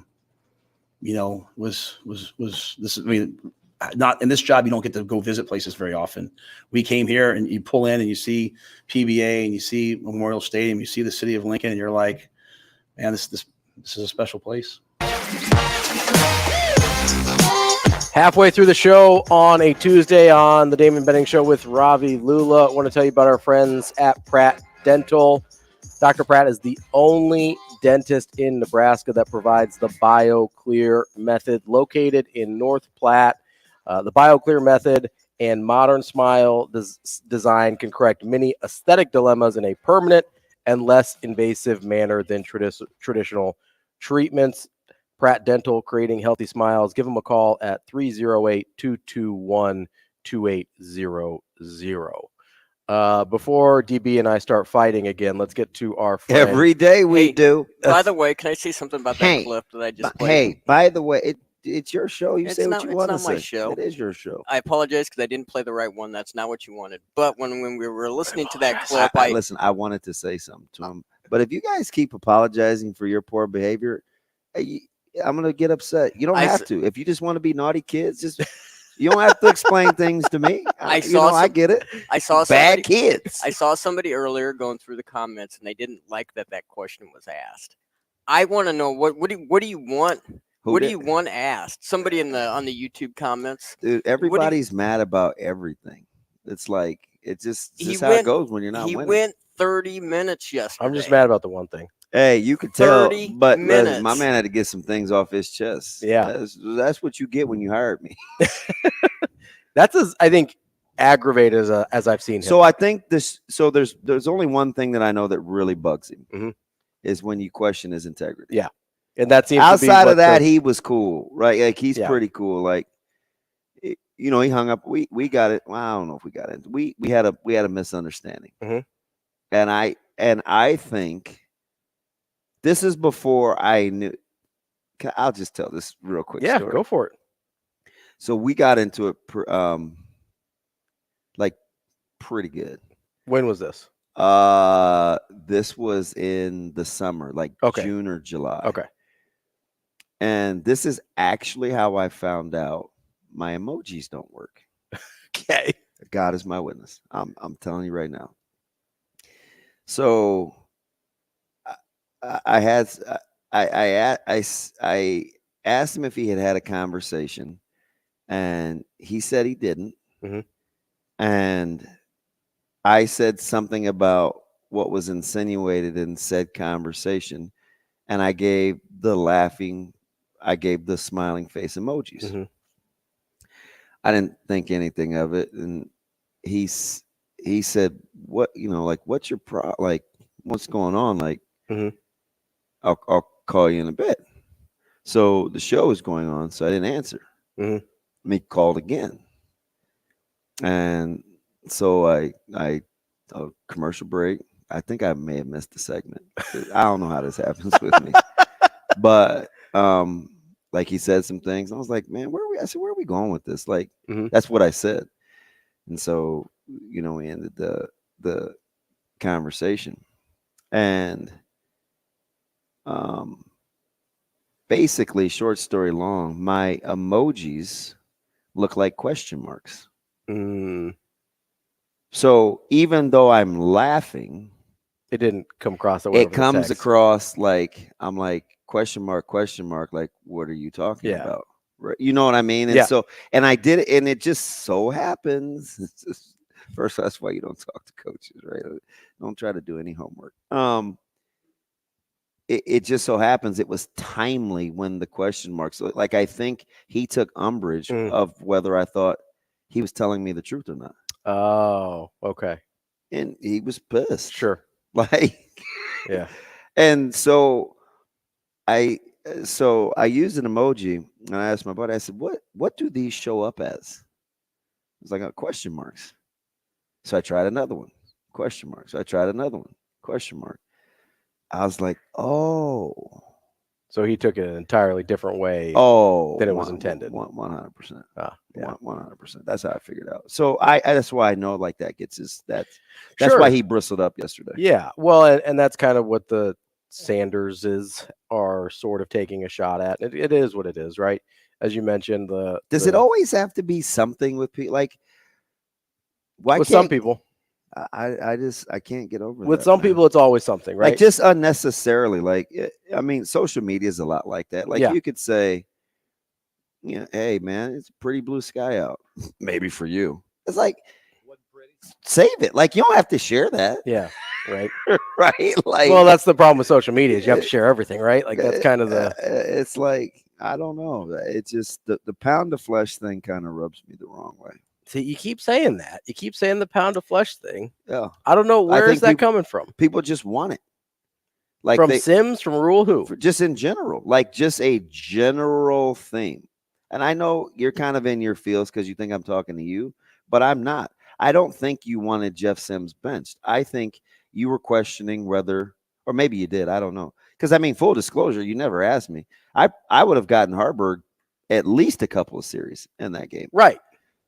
But that wasn't what the exercise was. But I can say that out loud because I was saying it real time. I was like, you kind of have to settle him down. Right. It seemed like so he could see some things because he was starting to squeeze tighter. Yes. Right. So, like, but that wasn't what yesterday was about. I was trying to give you what I think they're thinking. Sure. And turns out that's a lot of what they were thinking. And I also think the other thing is, and I said this to a buddy yesterday, at some point we have to understand that they don't, running backs and quarterbacks and defensive backs, and not everybody else is treated the same. And I get that. I mean, we've had this conversation forever. And it's a big severism. Like, he's one of those guys that has always said that. And sometimes I subscribe to it, sometimes I don't. It just depends on what I'm talking about. But his general rule of premises is you have to treat quarterbacks differently. And they 100% absolutely are. Well, and I totally understand that. And I was trying to put it in sort of terms that. And he's not going to lose the locker room. That I've got a better. I'm certain about that as well. And that's fine. And if you have that level of trust and that level of confidence in your locker room, then you have more leeway in terms of treating a quarterback differently, right? Like if you're treating somebody differently and they don't trust you, it goes a lot worse. Yeah. Or like I said, like on the optics, and I hate this word. The optics of it are, well, he's going to lose this, or it's going to happen because this is versus this. And I said, well, what if it's not that linear? Mm-hmm. Like, Grant's stimuli or what he's doing or how he reacted or whatever may be completely different than Jeff Sims. Sure. Maybe Grant knows something ahead of time that Sims isn't processing real time. I think to make the linear comparison without knowing anything about what's going on in that locker room and using terms like hypocrite or losing the locker room, all these made up narratives over the weekend just because we're miserable. Mm-hmm. We just don't know enough to say that. I think there were three things for me that would have. And now you get he's talking down to us fans. And typically, if like what I say bothers you, I am probably talking to you. But it's not to talk down. Like it doesn't move my needle a ton that people think differently. I just like to know why. Yeah, and which, by the way, he dropped yesterday. What did? I know the what. Yeah. The question is why. Which I think we maybe said that word for word yesterday on the show. It's just how higher level thinkers process. So we'll get to this here after the break, but there were kind of three facets of I think Jeff Sims need to sit down, at least in my head. Mm-hmm. And I kind of want to go through those with you because I think some of them may be valid and some may be less valid, but we can get to that coming up here on Benning and Lulla.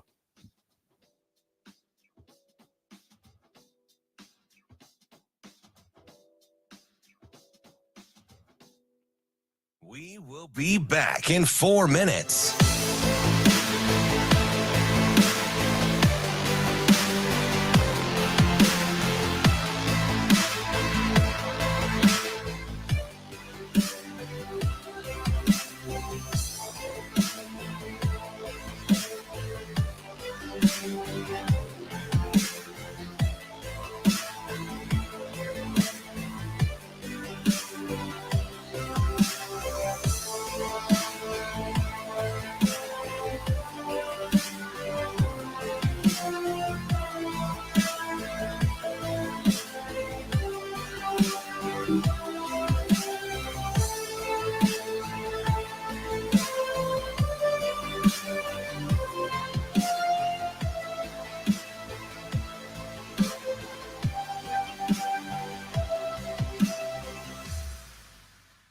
We will be back in 3 minutes.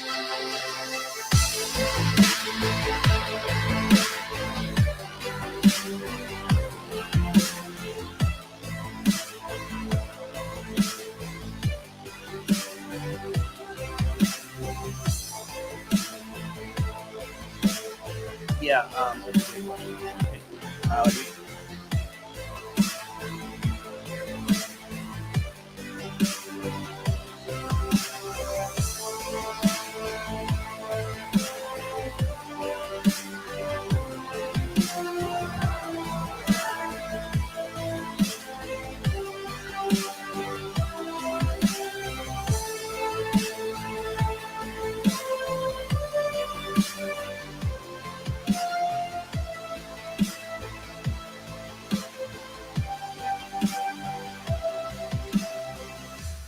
We will be back in 2 minutes.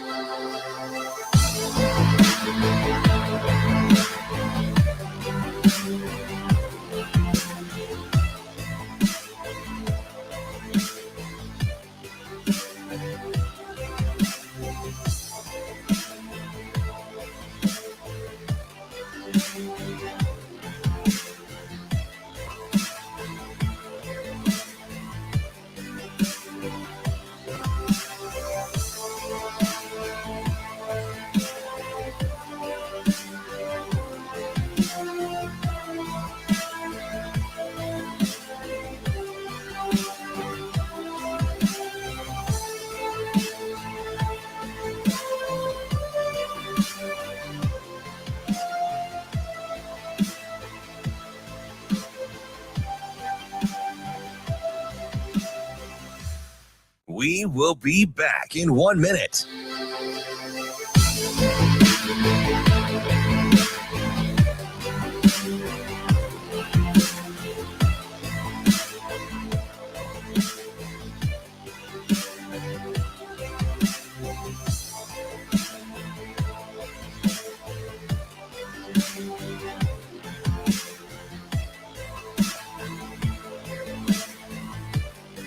We will be back in 30 seconds.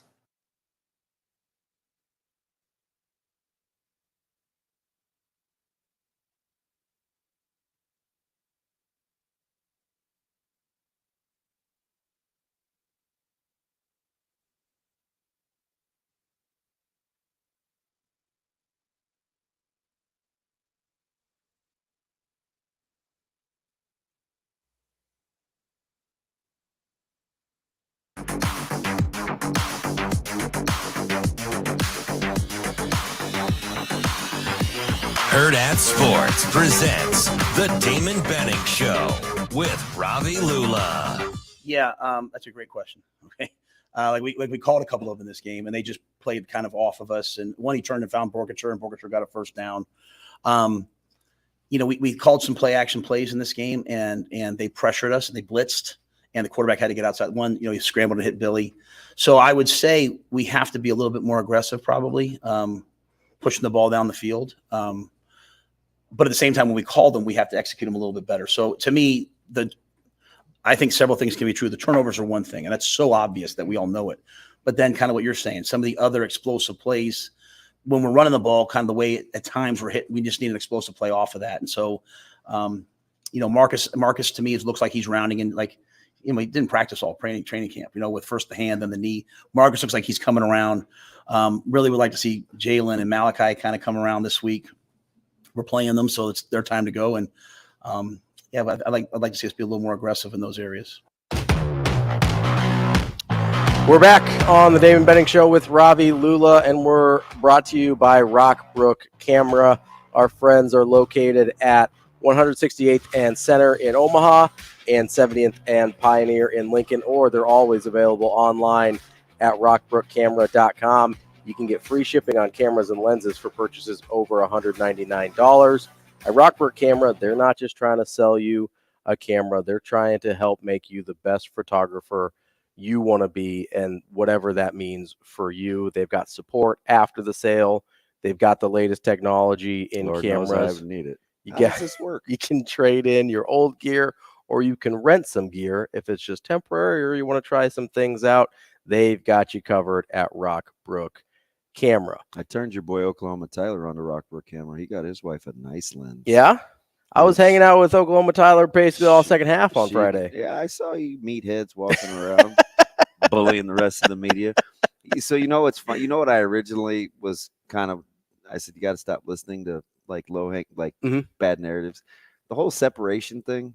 Did we kind of get that addressed yesterday? Yeah, I thought so. They just need more separation. Nah, man. These guys are open. Some of those guys are getting open. Especially you need better execution. Especially against Colorado. Yeah, I thought the separation I thought the narrative was not totally out of line against Minnesota. I didn't think a ton of guys were open, although some were that were missed. Yeah. Colorado, I thought guys were open a lot. Yeah, it's like, what are you like? Because they're not getting big plays, do you think they're not getting open? Because guys are open. Yeah, they're especially against Colorado. I thought a lot of guys were open. All right, I just wanted to have people stop saying. Just have that. a little, like what are you watching? Listen, you got a radio show. You got to get your feelings out. I understand. I'm in my feelings. Well, we've got JB on the Warhorse Sportsbook Hotline. Let's see if JB's in his feelings about what type of quarterback Nebraska needs. What do you got, JB? Yeah, that's my question. Is in the off season, new coaching staff. We've got a 3-3-5 defense. I kind of understand and knew what to expect going into the season.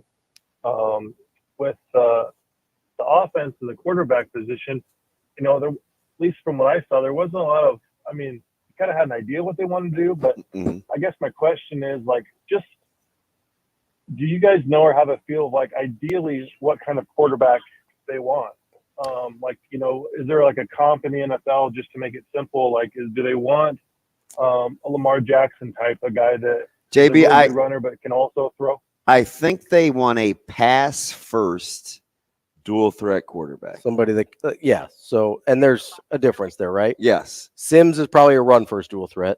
Yes. I think they want a pass first mobile quarterback. Who's a good example of that in the NFL? Because all their shots that they take, typically they want to come off, or right now have to come off of run action because I just don't think they love just the straight drop back passing game.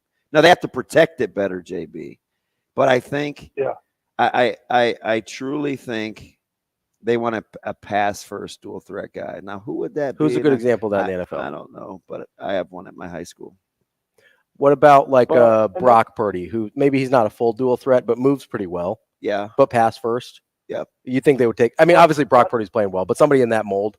Yeah, maybe a Ritter. That's why I asked. Like Ritter. Oh, Desmond Ritter. Yeah, okay, for Cincinnati. Well, Bearcats now. So Atlanta. Yeah. Okay.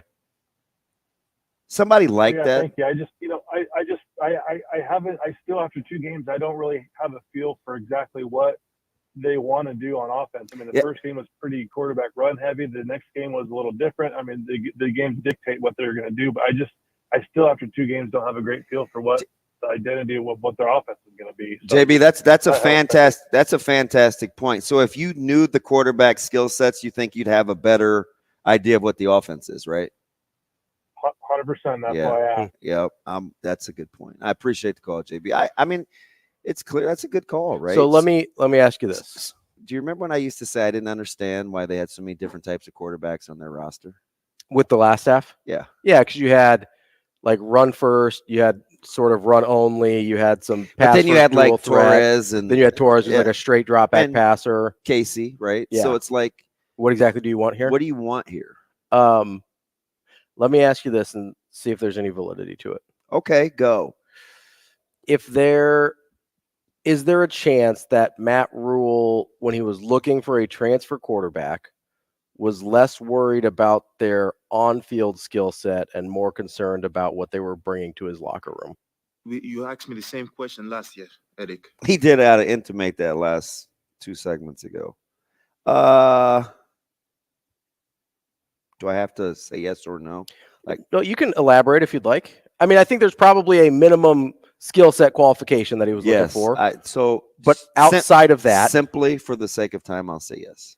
Okay, because I think that would make, if you take that as the premise, I think that makes everything else make more sense. Yeah, I think they were very careful about who they brought onto their campus. Because if you're handpicking a guy, does that make sense? Yeah.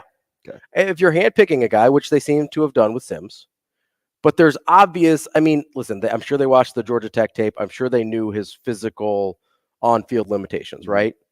And you handpick him anyway. There's basically, in my mind, one of two things going on there. You became enamored with the physical skills and you talked yourself into, or were convicted into believing you could coach that out of him, the bad habits, right? Or you saw a baseline level of physical abilities, but you were enamored with what he brought to your locker room. To me, those are the two options. If it's true that they handpicked Jeff Sims, which I think it is. Yeah. And I think they liked his learning acumen. Sure. I mean, he went to Georgia Tech. He's a smart kid. Yeah, there's something to that. So I wanted to get to there were three, because we talked about maybe sitting Jeff Sims down, and you volunteered that in game on Colorado, you probably would have sat him for a couple series. Yes. There were basically three things I was looking at when I was sort of talking about, hey, maybe we set Jeff Sims down. And to be clear, I look at it from a much more like a basketball perspective, right, than most football people do.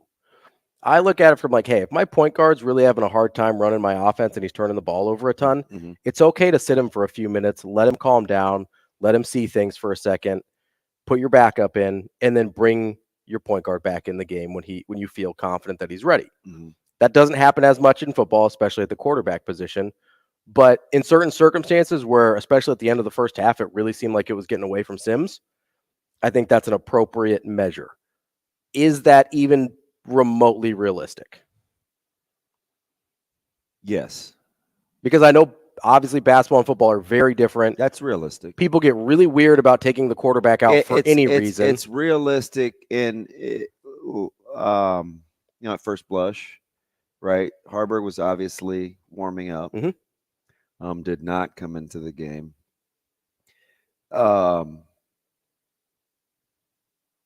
Let's just go. We'll go with yes for now, and I'll come back to it. Second thing, was you've made a very big deal of, not you personally, the coaching staff has made a very big deal about accountability and ownership and things like that.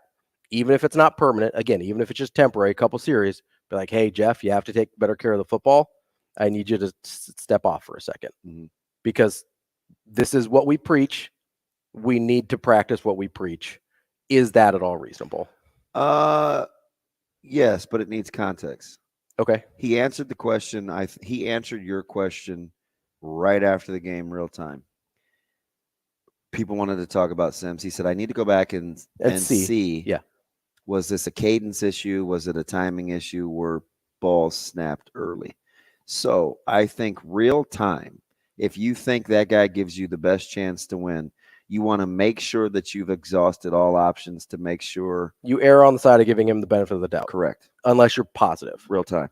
So we're afforded the luck. You hear what I'm saying? Though? Yeah. We're afforded the luxury of critiquing that. And we see replays and we see slow motion and things like that. Remember, like on social media, I mean, I tweeted, I'm like, the time he snapped that too early. It wasn't even a fumble. He just didn't give Bullock a chance to get to the kick out block. Yeah, right. It was snapped too early. So even though they had just ran the play for great success, little inside out block in motion, they ran it again to the other side the very next time.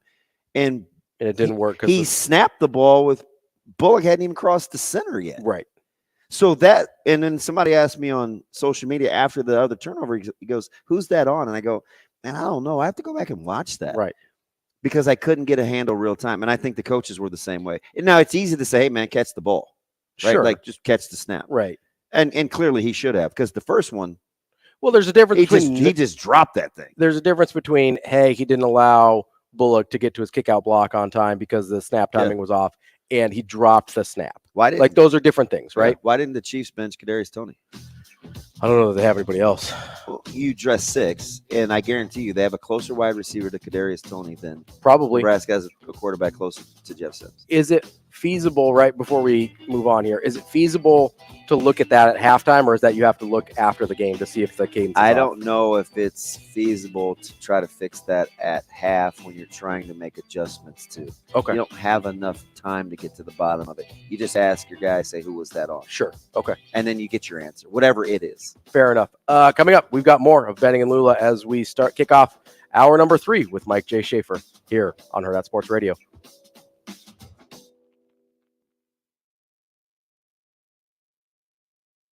The show will be back in 4 minutes.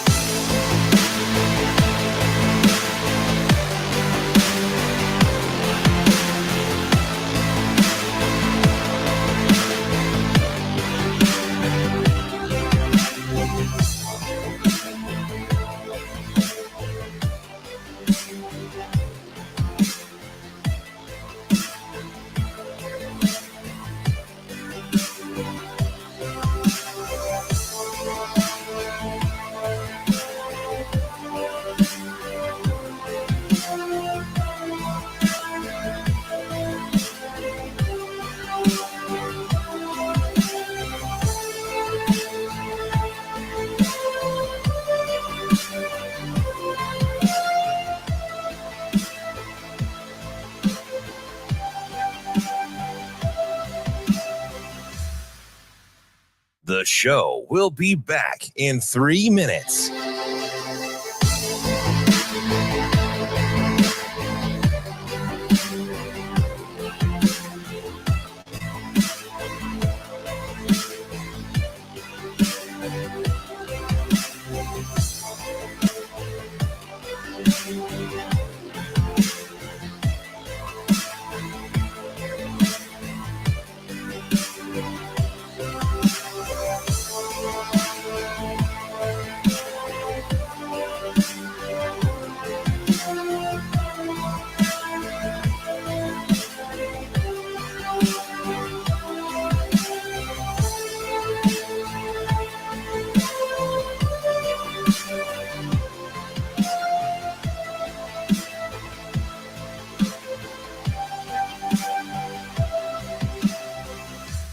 The show will be back in 2 minutes.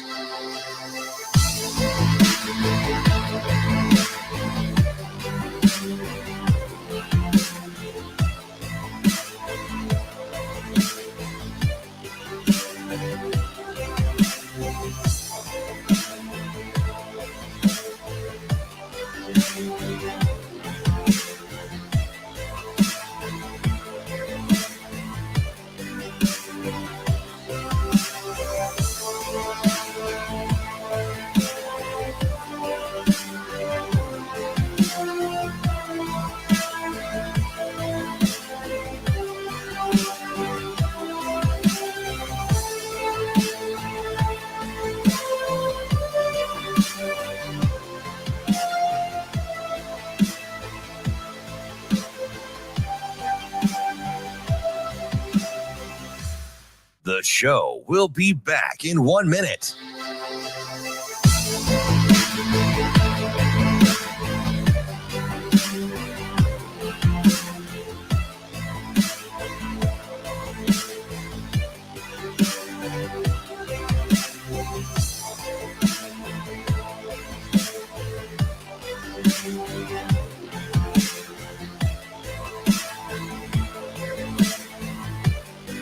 The show will be back in 30 seconds.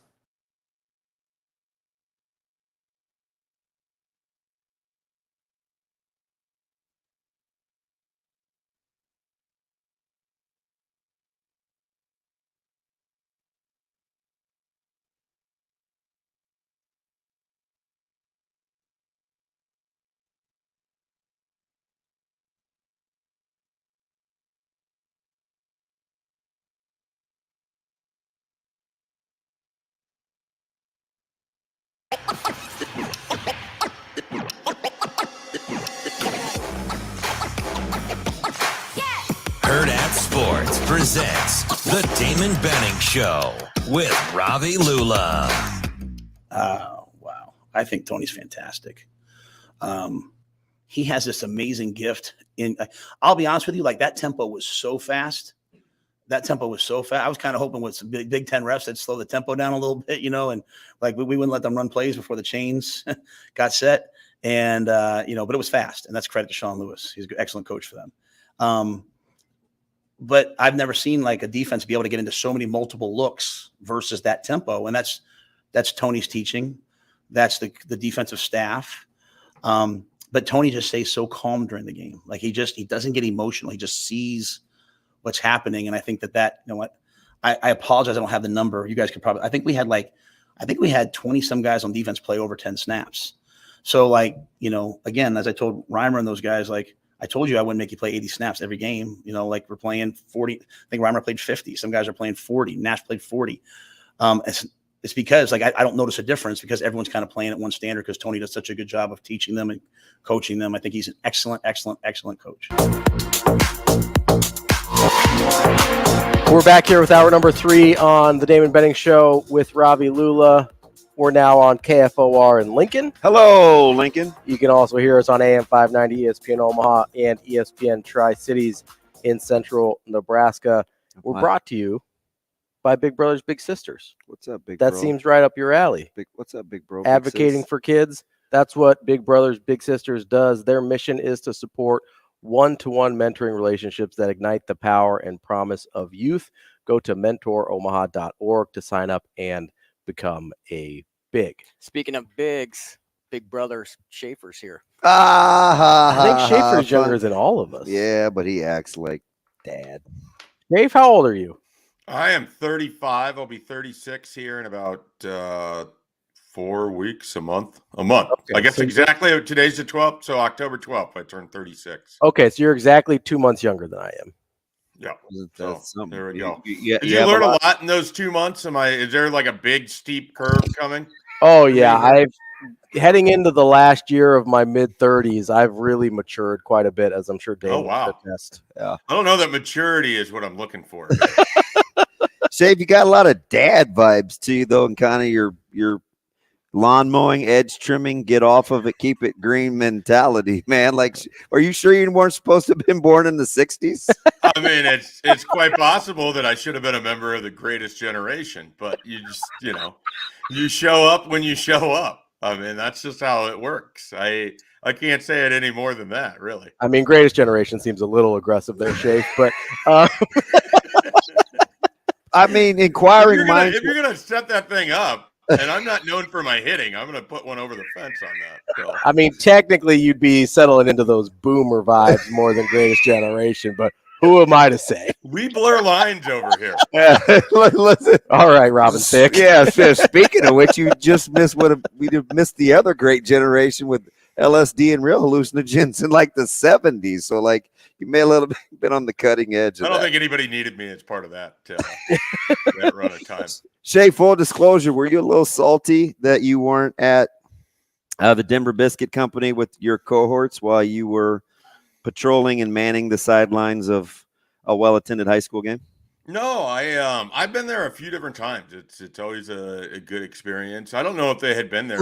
Certainly better than Victor's.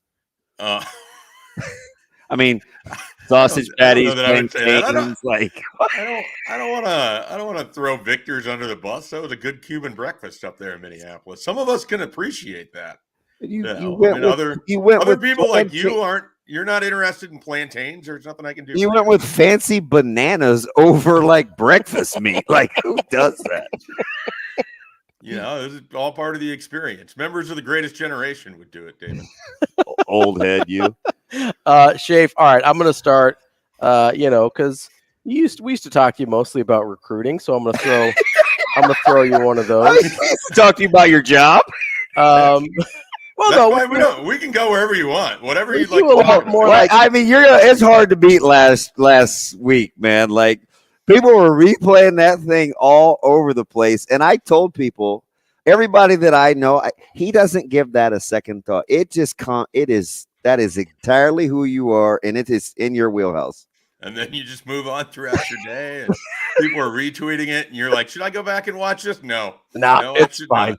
It's fine. So I'm gonna hit you with recruiting first here because I'm kind of on this platform that I've a crusade, if you will. It's funny. to get Anthony Rizak a Power 5 offer, hopefully from Nebraska. I know you were out at Westside Bell West last week. I mean, as you watch him, as you kind of watch some of the other guys that have Power 5 offers in the state, whether quarterback or other positions, I guess when you look at him, what is there a limiting factor you see that's kept him from getting recruited at that level, or what do you see there?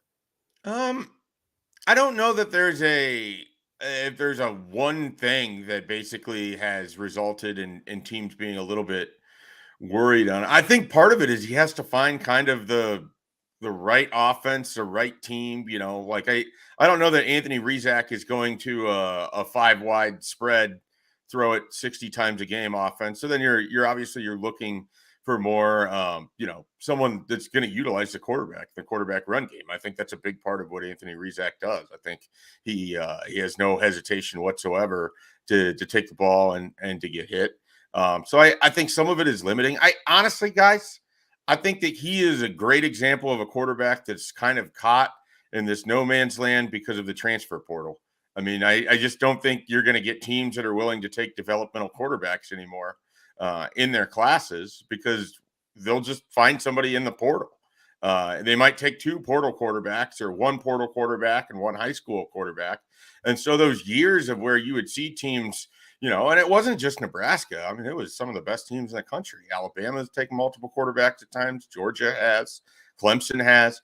I just don't think you're going to see that as much. So I think one of the things we've learned in the transfer portal era is quarterback recruiting has kind of really changed in the sense that less kids are getting offers now. And so I think Anthony Rizak kind of falls in that category. I mean, you get your guy in the spring or early summer, and you're already moved into the 2025s. I mean, I suspect a lot of the Power 5 teams that he could have been hearing from or should be hearing from are already moved on to 2025 quarterback recruiting. That's the really difficult part of what this transfer portal has kind of done in terms of quarterback recruiting. I think it's probably the most affected singular position.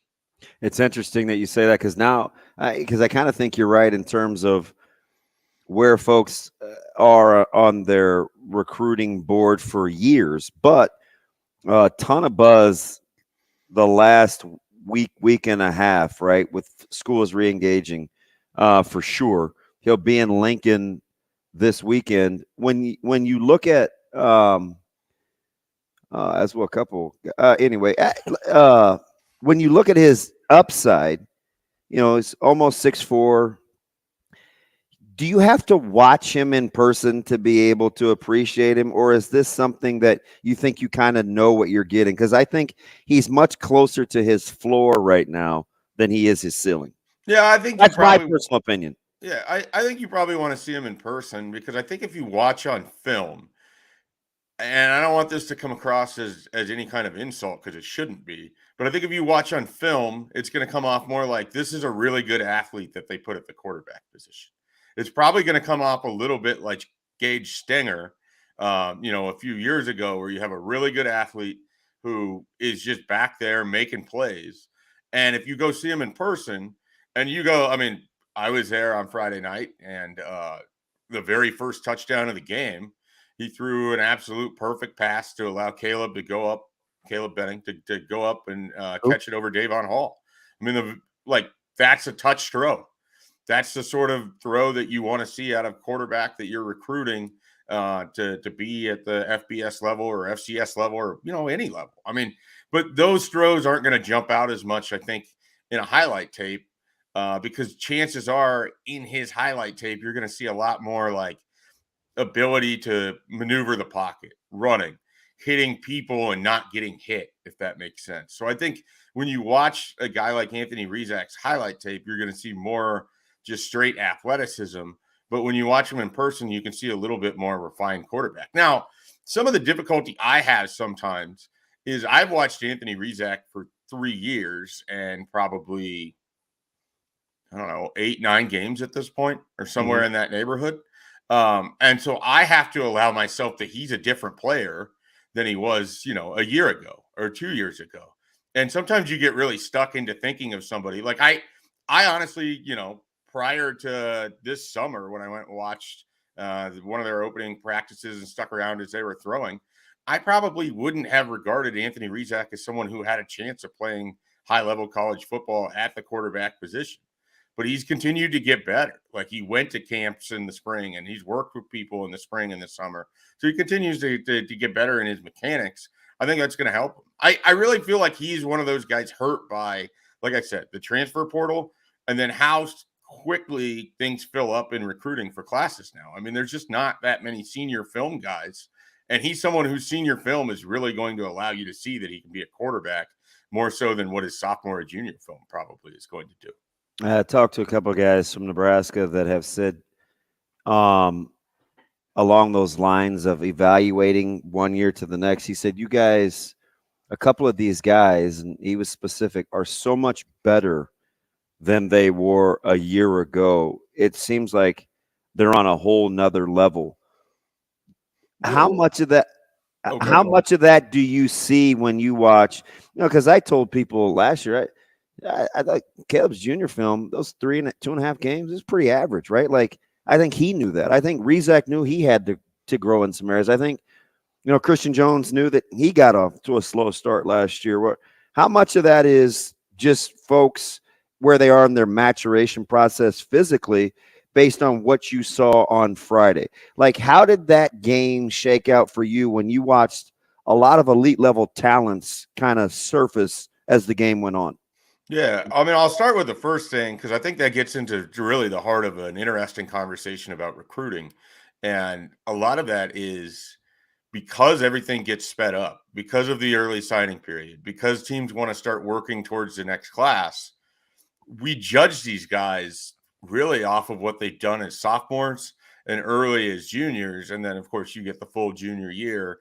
And really the heat map, like the hottest that recruiting is, happens between December, after a lot of people finish their junior season, and July, before they even start their senior year. And so if you're a guy that's just on a normal maturation process and you're hitting varsity and you're playing varsity as a sophomore and you're catching some attention that way, and you're doing some of the camp circuit stuff and you get a little notoriety, you have a decent junior year, it's all going to just be stock up. But if you're a kid that basically you're a late bloomer, or if you transition positions, or if your body basically develops in such a way that it's, some of it, you're just now catching up to the athleticism that you're thought to possess, and you didn't have that much of a junior year, there's just not that many teams that recruit seniors anymore. And so, what we should see is these guys be really good when they're seniors. I mean, one of the great all-time examples of that to me is a guy like Thomas Fedoni, who you knew was good as a junior, who just went to another level as a senior and was that much better. You don't always see that. I mean, sometimes you see guys regress, or you see guys that kind of cap out, or, the team situation isn't great, and so it doesn't allow people to shine. And so, but when we move recruiting to where it's almost heavily skewed to what they do as sophomores and juniors, it allows you to forget there's a whole year of development that happens before these kids even show up on college campuses. And that development still matters. And good coaches are still going to sift through and try to find these pieces if they can. I mean, guys like Eric Fields or others that people are going to miss. And so I think that's, Nebraska is always going to hold a spot or two or three, for potential senior film guys. And I think that's a valuable thing, because if you move too far ahead, you're going to miss out on some of those pieces. As for Friday night, Bell West and West Side, I mean, I felt like, and I don't want to, these are high school kids, and so I don't want to act like they're professional teams or even college teams or anything like that. It did feel like, just walking the sidelines before and after the game, you have a lot more of a kind of a team vibe coming from West Side, and it felt like Bellevue West was a little bit fractured even before that game started. And so, the chemistry was evident for West Side. I mean, just between how they play and what you're hearing on the sidelines and everything else. I don't know that Bellevue West has that. And I don't know. I mean, I don't have any real interest in getting into the why. I'm not there every day. That's not really for me to answer. But in one night in September, I mean, it definitely felt like you had a team who was collectively moving in one direction versus a team that it kind of felt like spastically 10 different directions from 10 different people, and the game played out that way. Schaefer, I'm curious how much the 7-on-7 plays into this whole evaluating quarterbacks. I know that that's something that some staffs put a lot of emphasis on. And I guess how much does it harm guys that maybe don't participate in that part of the process? I mean, it's all a data point, right? Like, I mean, so it's the same thing as when people ask about these camps and refer to them as the underwear Olympics and whatever they want. I mean, it's all a data point. If you're willing to go out there and compete, you're going to have an opportunity to prove what you can do in almost any situation. So if you're a quarterback and you're doing 7-on-7 stuff, there's still things that people can learn about you in 7-on-7.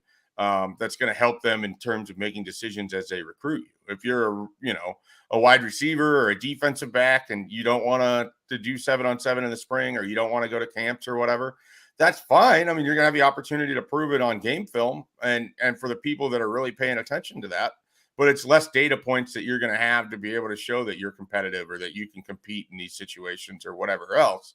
It's all about just getting that information and trying to measure out someone's athleticism and then guessing as to what their potential is down the line. I mean, you're not necessarily showing up to a field anymore and just looking for the guy who looks the best right at this moment.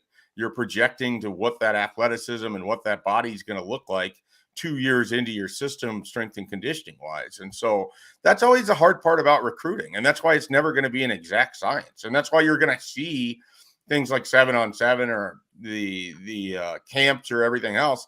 You're always looking for different data points, and some stuff is going to rise to the top and it's going to have a run, and then it'll move to the bottom, and the evaluations will change and people will follow the leaders and everything else. But ultimately, the more data that you can provide, the better chance you have of being recruited. I really think like that's what it comes down to. I already mentioned Anthony's being one. How does the visits look for this weekend for a night game in Lincoln? I get it 0-2, but it is a night game in Lincoln. How is that kind of looking right now? Yeah, I mean, well, so you got Brandon Baker is expected to come in, and then he's going to make an announcement after this weekend. And that was still the deal kind of heading into the week. So I want to double check on that and make sure that's all lined up. But that's kind of your official visit. Then the rest of it, I imagine you're looking at a lot of unofficials. I haven't really started the process of hitting up people to figure out who is going to be here. But I would imagine you're going to have a lot of Nebraska commits locally are going to come in for this first game. With it being a night game, I would expect that you're going to see a lot of regional guys too. And so, it wouldn't be a surprise if you go down and you see guys in Kansas coming up. I know that there's several 2025s in Kansas, Missouri, the Kansas City area, both sides of the river there that they like.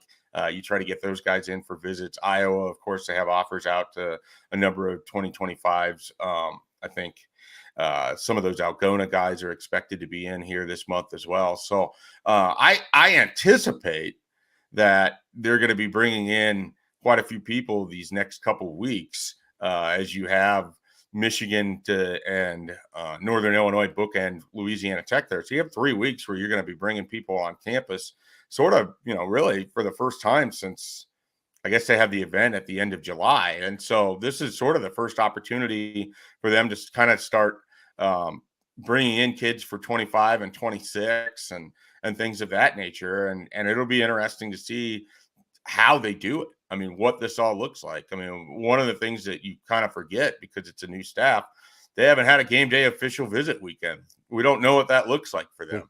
They haven't had recruits on campus for a game yet. They did the spring game. But so some of this weekend is just going to be sitting back and sort of taking notes and trying to learn, what they're doing different than Frost and Riley and Pelini and everything that came before it. Schaefer, you mentioned Brandon Baker, 5-star offensive tackle, #1 tackle in the country. This is, as far as I can tell, the last visit he's going to have before his scheduled announcement. Where does Nebraska actually stand? Do they actually have a legitimate shot here? I think they're probably on the outside looking in at Ohio State, Texas. Those look like those are the top 2 teams. I think Nebraska really likes Brandon Baker. I think they would be happy to have Brandon Baker, obviously. I mean, he's a highly rated guy. But I think if you put Brandon Baker versus Grant Bricks, and you're like, which one of these recruits do you want to win more? I think it'd be Grant Bricks. I don't know that they're going to get either of those guys, but they certainly are going to try to give themselves an opportunity. But if they were to miss out on Brandon Baker, I don't know that it would hurt near as much as if they end up watching Grant Bricks go to Kansas State or Oklahoma. And so I think there's probably a little bit more emphasis, and this is just me from the outside. I mean, I don't have any extra information here, but if you think about it just in this way, regional kid that's 90 minutes away, that's one of the top offensive linemen in the country versus a kid coming from California, where you always kind of have to have in the back of your mind, okay, what's it look like if he gets here and it's not great? Are we looking at a transfer portal right away situation versus Grant Bricks? I don't think you're worried about that early in his career. And I think that, I think Grant Bricks is a really good player too. So weird sort of commentary on that. But I think Nebraska would love to have Brandon Baker. I think you're probably looking at Texas, Oklahoma, or Ohio State with Nebraska on the outside looking in. But Grant Bricks is a bigger fish out there for the Huskers. We heard both their names mentioned yesterday. It seems like I'll save the editorial. With Coleman and Lloyd, you more surprised that Coleman hasn't had more of an impact sooner, or more surprised that Lloyd has emerged as being right there? I'm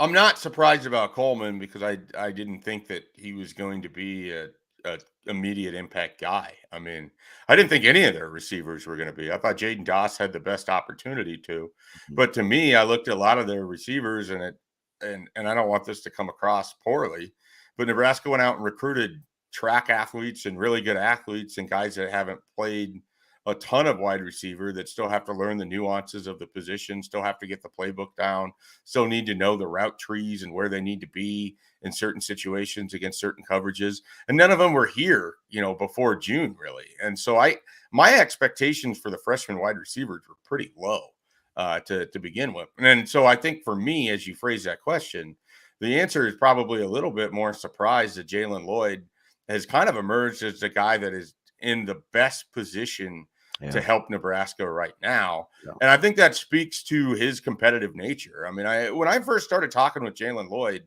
and I think it was his back half of his junior year, he showed up for a Nebraska event, and you could just see the athleticism on film. But one of the things when you talk with him, he's just a super competitive guy. Like, he is going to work really hard at everything, and you don't just end up as a multi-time state champion and what he's able to do if you're not willing to put in the work. And so if he came to work, he came to work every day. Yeah, even I mean, that's just who he is. He came to practice every day on crutches. Yeah, that's who he is. I mean, that's what Jalen, when my first interaction with him, you can kind of tell, like, that's just how he is. And I think that's how he was raised. And I think that's why he's probably put himself in the best position, because it was a challenge for him. He's also someone who doesn't like when people say that he can't do something. And he just turned 18 too. That's even scarier. That's Mike Shaffer from Husker 24/7. We appreciate you, Schaefer. We'll see you next week. All right, guys. Have a good one. Thanks, Mike J. All right. The Zipline Sports Six-Pack coming up next. We'll be right back in 5 minutes.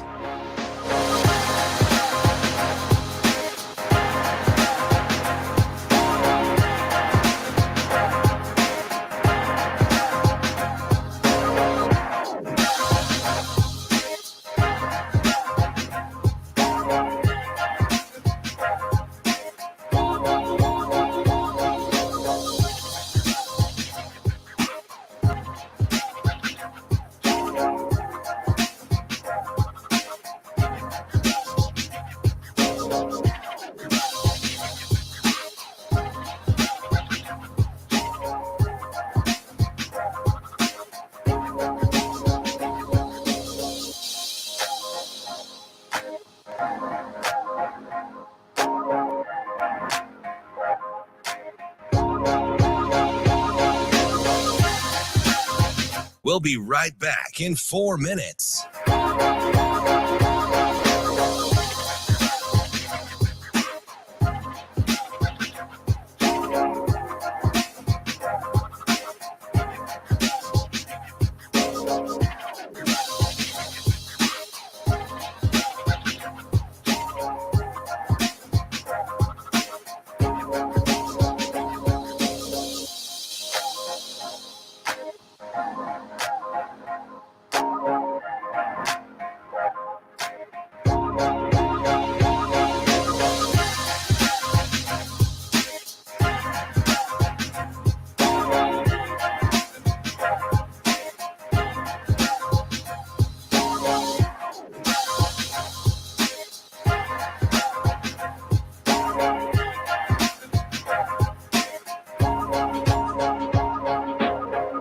We'll be right back in 3 minutes.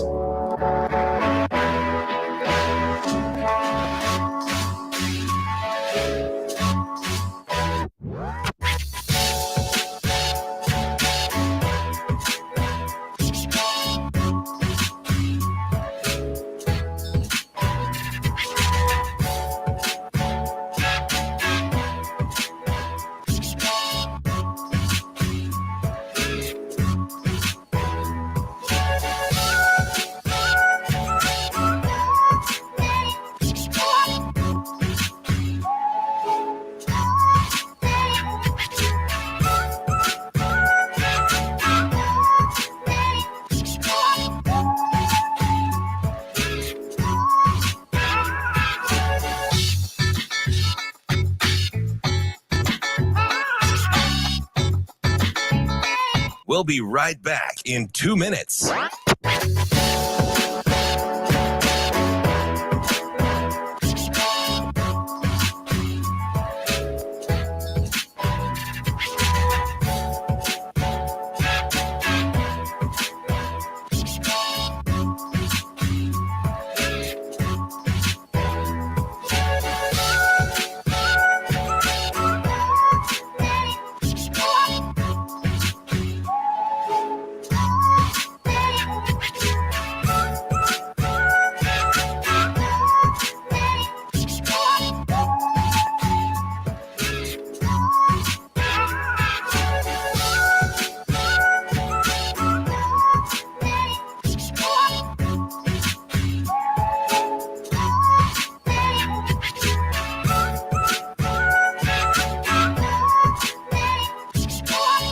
We'll be right back in 1 minute.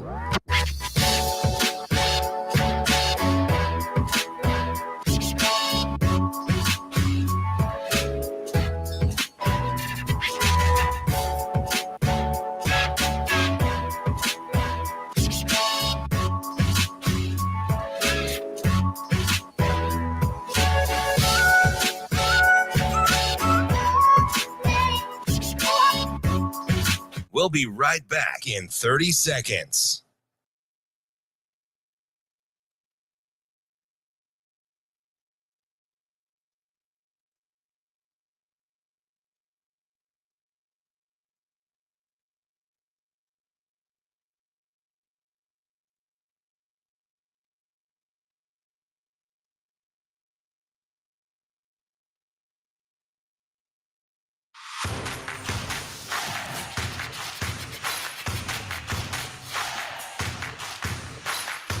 Hurrdat Sports presents the Damon Benning Show with Ravi Lulla. Time now for the Sports Six-Pack, presented by Zipline Brewing Company, makers of Dear Old Nebraska Brew, the official beer of Nebraska alumni. Welcome to the Sports Six-Pack, presented by Zipline Brewing. Their Dear Old Nebraska Brew is a great option for any time. You can visit them at their downtown Omaha tap room across the street from TD Ameritrade Park.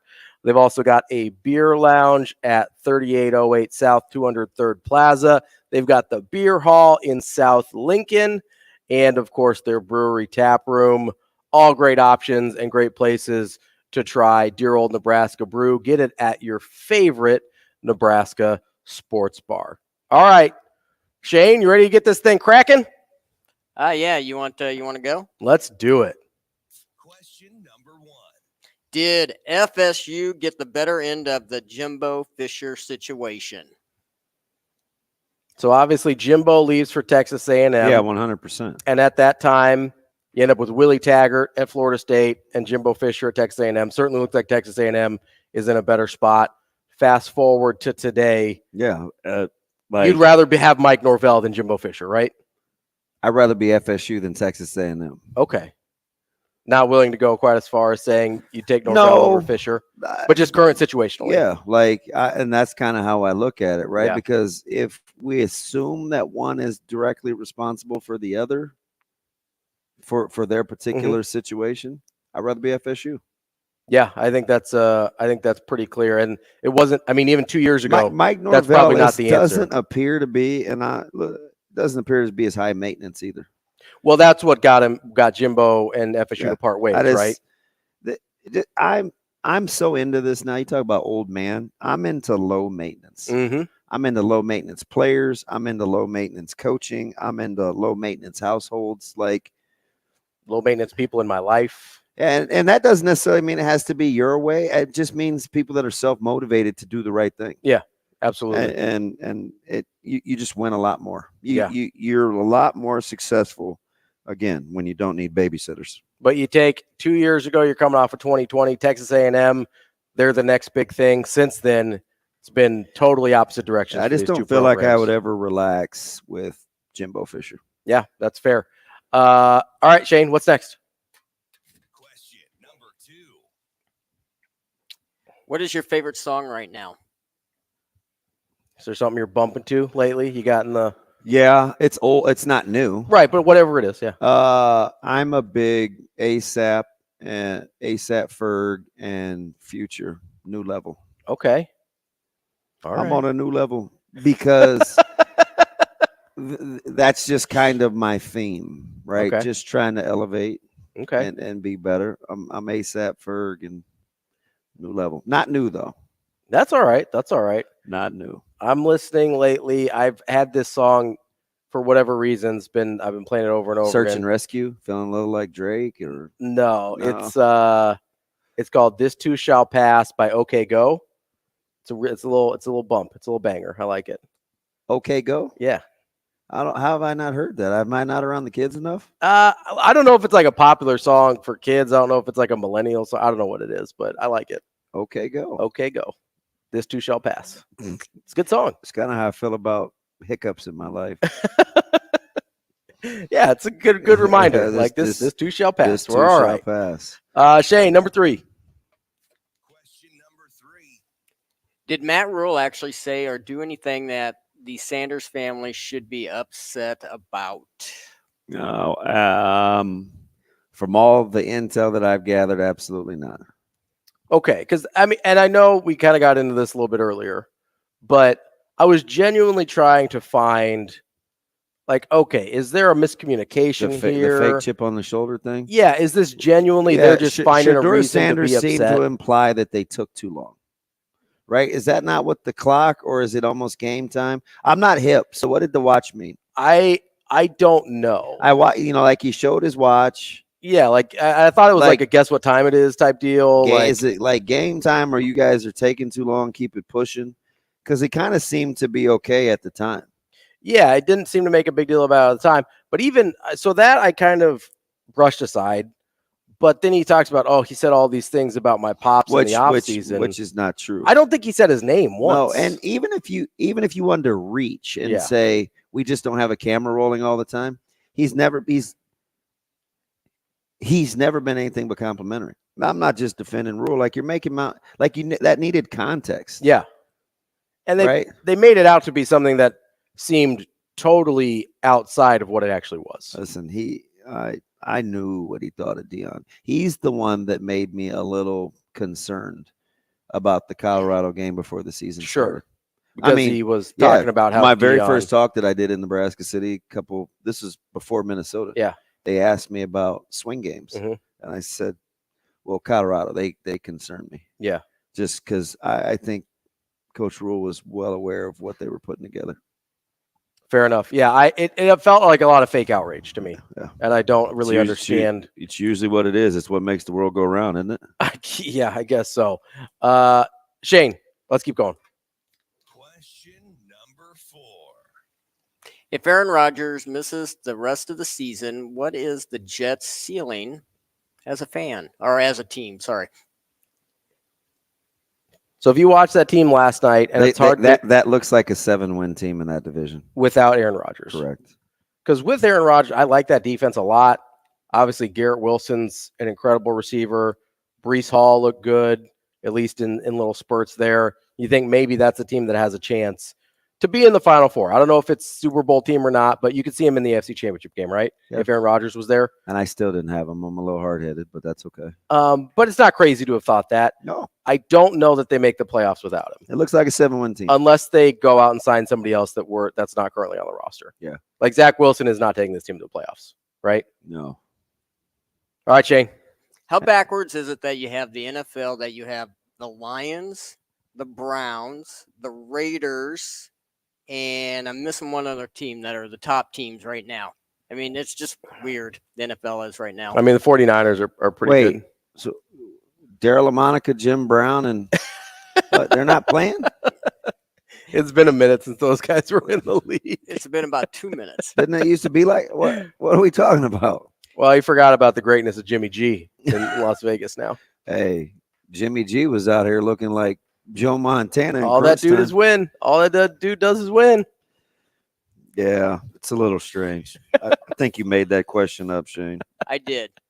But I wanted to have an extra beer there. Oh, you wanted to get your 2 teams in, which is ludicrous. Well, and I missed one. There's one other team that's thrown me off there. I'm like, how is the NFL? My buddy upside swung down. by yesterday and brought me a terrible towel and a Steelers hat. And my little girl's trying to jack me for the hat. You said she loves hats, I said, did man. you just not hear him say that I have a big head? He goes, well, I know you said you had a big head. I was like, wait, Mike, that's a little much. I said, it's funny shaped. Keep on drinking, Go Shane. ahead, What do we Shane. got? Have another. Okay, question 5. What's a chain restaurant that you actually think is really good? Oh, easy. Go ahead. Outback. You're a big Outback guy? Outback is pretty good for what it is. You know what I've been messing with lately? Oh, Lord. I've been like really feeling PF Chang's. So PF Chang's used to be my thing. Do you know they're pretty good? Do you know why I quit? Why is that? Why I quit them after a bad date? Why is that? You don't get enough food. See, that's true. You don't get enough That's food. why I just order more. PF Chang's is legit. Their food's really good. So I didn't realize there's multiple Firebirds too. There's a Firebirds in Des Moines. Yeah, it's not like a national chain, but there's a lot of Firebirds. It's kind of like Mahogany. There's like a handful of Mahoganies. So I wish I could count that because I think Firebirds is never had a bad meal at Firebirds, and for the money, it may be the best meal going. That or Timber on 89th and Pacific. I don't think I've been to Firebirds. Dude, Firebirds is I've been to unbelievable. Timber. I had a really good mac and cheese at Timber last time I was there. Timber has a smoked ribeye. Yeah. It goes bananas. Really? Oh, yeah. I might have to try that. Oh, yeah, I mean like national chains because like Mahogany technically a chain. I went there with this dude, Cluster, and my man got Brussels sprouts. Dude, I don't mess with Brussels sprouts. I couldn't believe it. I'm not I about was that like, life. who are you? And what are you doing? I'm not about that Brussels sprouts life. I don't care how you dress them up. No, thank you. Yeah. All right, question 6. What's the most surprising thing you saw from college football weekend? Oh boy.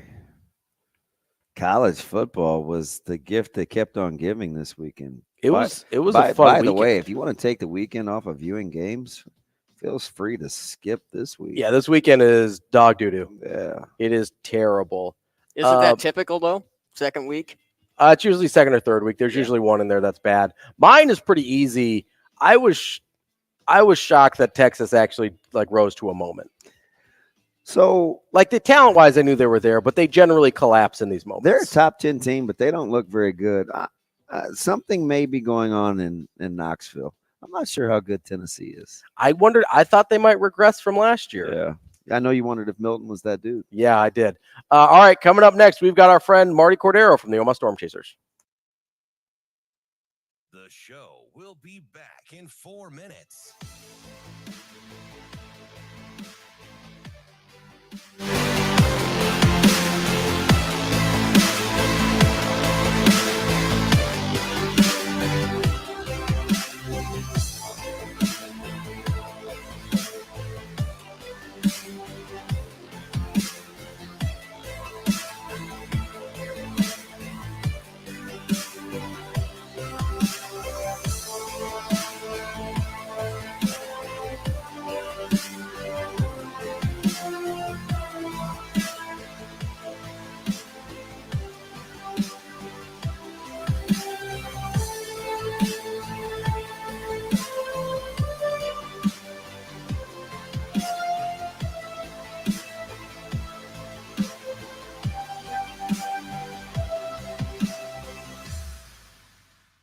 The show will be back in 3 minutes.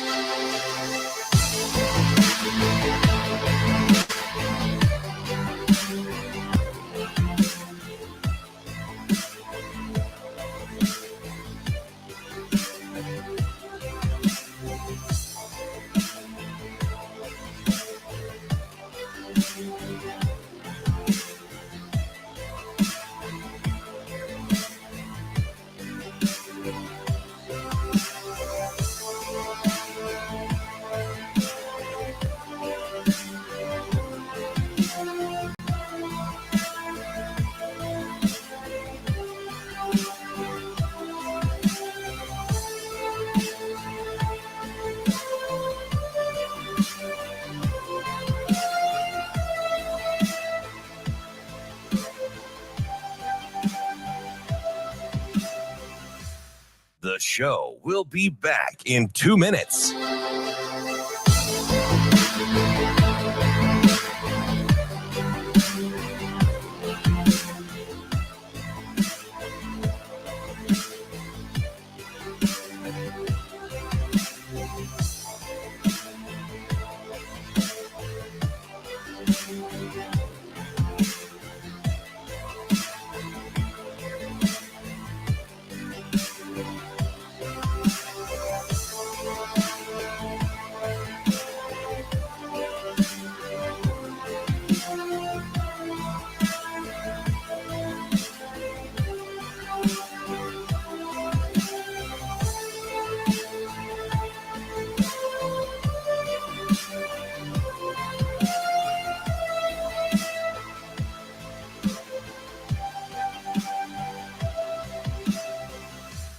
The show will be back in 1 minute.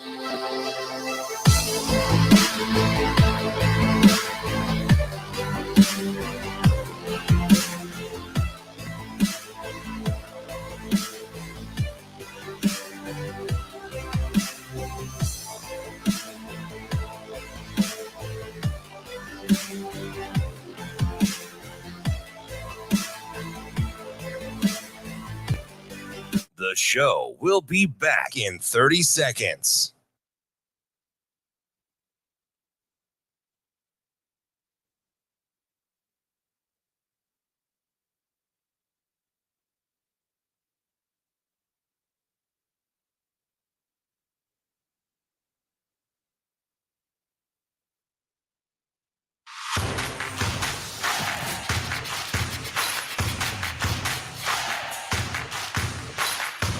Hurrdat Sports presents the Damon Benning Show with Ravi Lulla. We're wrapping up the show here on the Damon Benning Show with Ravi Lulla. I want to tell you real quick about our friends at Dingman's. They have been in business for over 25 years in Omaha, family owned and operated. They've got the latest technology. You can take any type of car there. 4 locations throughout the metro area and voted first place Best of Omaha for 18 years. The thing that we like most about them, though, despite the incredible service, despite the incredible packages they offer, is their give back program. Go to dingmans.com/r-community to find out more about that. We're here now to find out more from our friend Marty Cordero, the president of the Omaha Storm Chasers. Marty, how are you this morning? Good morning. How we doing, everyone? What's up, dual hat guy? How we doing? Doing okay. Getting ready for Final Six for baseball, and as soccer continues its march towards the top of the table, it's been another successful summer at Warner Park. But now it's fall, and it's a great time of year. Yeah, so baseball's finishing up, soccer's finishing up, college football, NFL. It's a great time of year. Anybody that cares a lot about you make like a split T-shirt or a split hat for you to wear, like moms or dads that have 2 kids at one school, 2 different schools or something like that? I haven't had that done before. That's I guess takes someone creative like DB to come up. Oh, with fudge! No, I don't. Big idea, guy. Terrible with protocol. It's funny though. We have a number of fans that are Cubs fans here in Market, but they've become Storm Chasers fans over the years. So We have a couple fans that have a half Storm Chasers, half Chicago Cubs jersey they wear when the Iowa Cubs come to town. It's kind of funny. Marty, before we get to the Storm Chasers, you were talking about Union Omaha, which you have been on a roll lately, currently third place in the USL 1 standings. What is it, 8 wins in a row now?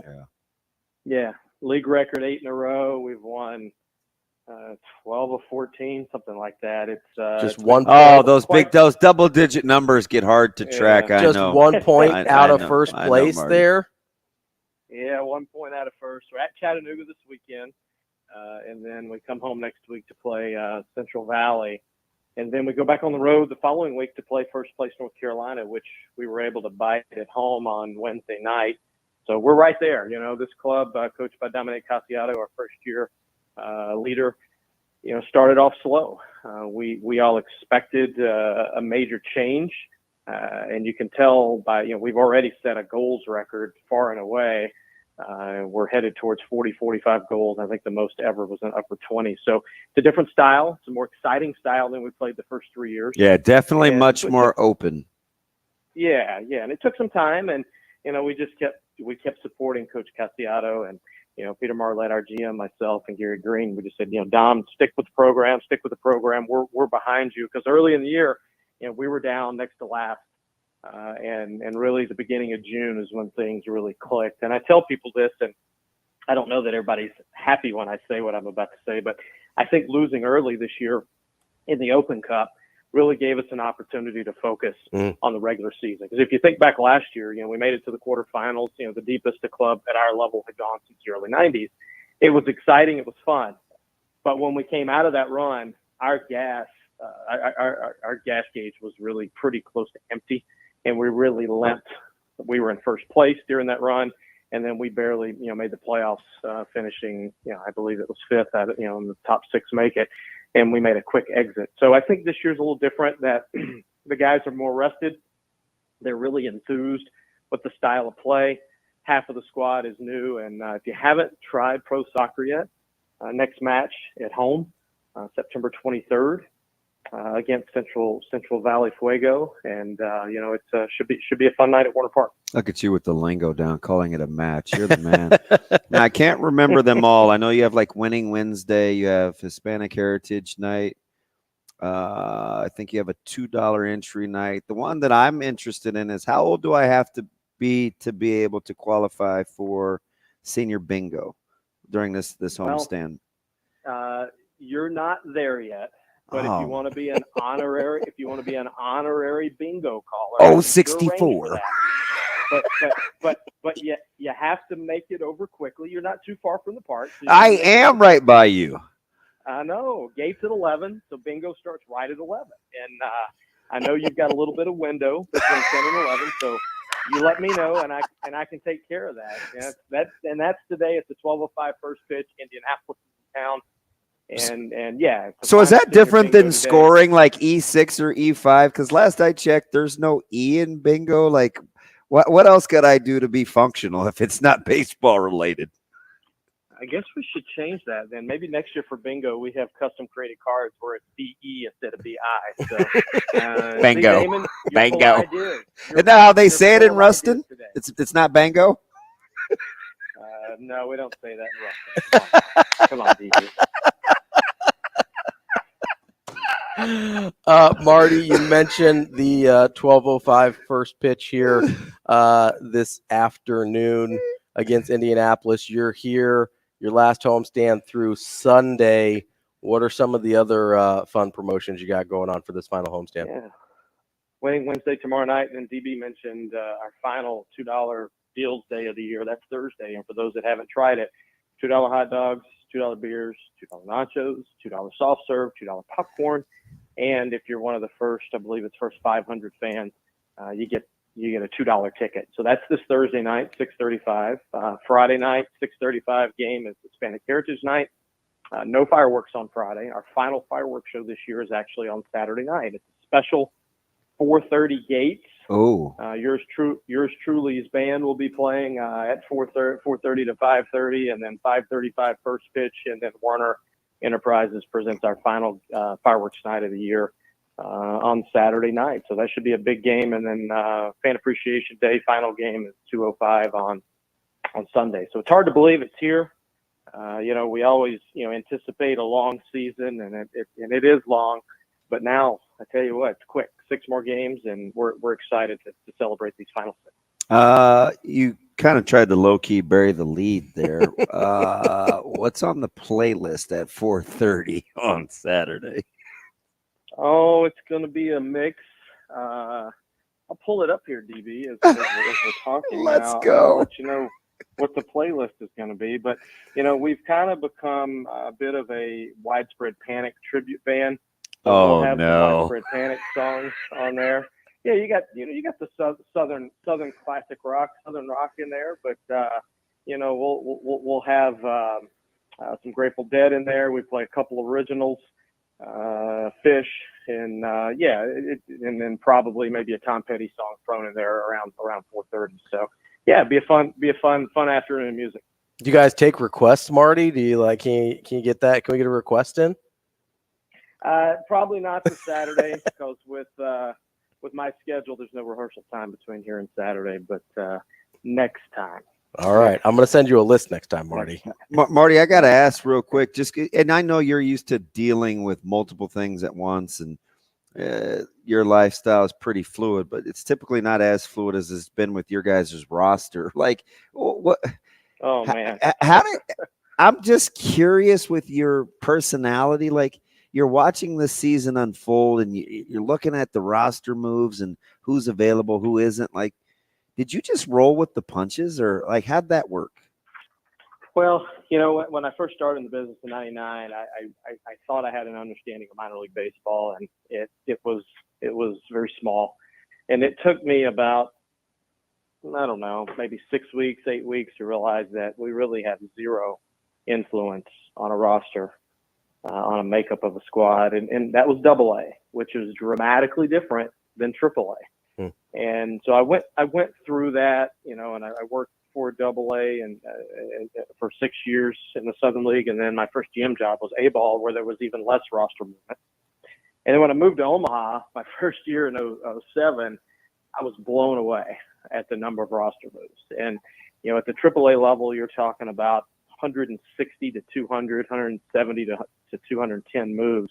Yeah, we're going to be north of 250, 260 this year. And some of that has to do with, the Royals just injury luck. Some of it has to be with performance. And some of it has to do with just the youth of the players, and the lack of experience. So we have had a lot of guys here that are getting valuable AAA experience that really needed more AA seasoning. And then the same thing. Players that have gone on to Kansas City that probably needed a little bit more AAA seasoning. But for me, I watch it. You look at our manager, Mike Shaffer, and DB, you and I have had this conversation. A AAA manager is probably the hardest managerial / head coaching job in all of sports, amateur or professional, because you really have little control over who you can even put out on the field. And guys mainly want to leave you. Well, they do. They've made their way up through the minor leagues, and the last place they want to be AAA because they're one step from the big leagues, and then vice versa. When they get there, then they say, well, maybe I didn't get enough at bats, or I didn't get enough innings. I want to get back to the big leagues. And then you have rehab guys that are not here to perform. They're here just to make sure their knee or ankle or shoulder is okay. They're not worried about stats. It's about reps. So it's tough. When you win at the AAA level, it's special because that's really not the focus at this level. Marty, all right, I'm going to have to shoot you a DM because I'm eyeballing this Wednesday, October 4th for Union Omaha, and I'm gonna have to get out because I haven't been out yet. I really enjoy soccer, so I'll be. Yes, you do. I do. I'm a big soccer guy, so I'll be in your DMs. We'll see if we can figure something out. All right. Let's do it, and I know what you're talking about. That's our first bobblehead we've ever done. Ooh, on the Omaha side. So Rashid Nuhu, who is far and away the top goalkeeper in League One, and arguably all at both levels, championship in League One. So first 1,200 fans that night, courtesy of Nebraska State Soccer, will get a Rashid Nuhu bobblehead. You're the man, MC. Marty Cordero, Omaha Storm Chasers Union Omaha president. Marty, we love talking to you as always. Have a good one. Yeah. great time. And DB, we'll have to talk next week before the Louisiana Tech game. You got it. All right. That's all for Benning and Lulla. We'll see you tomorrow.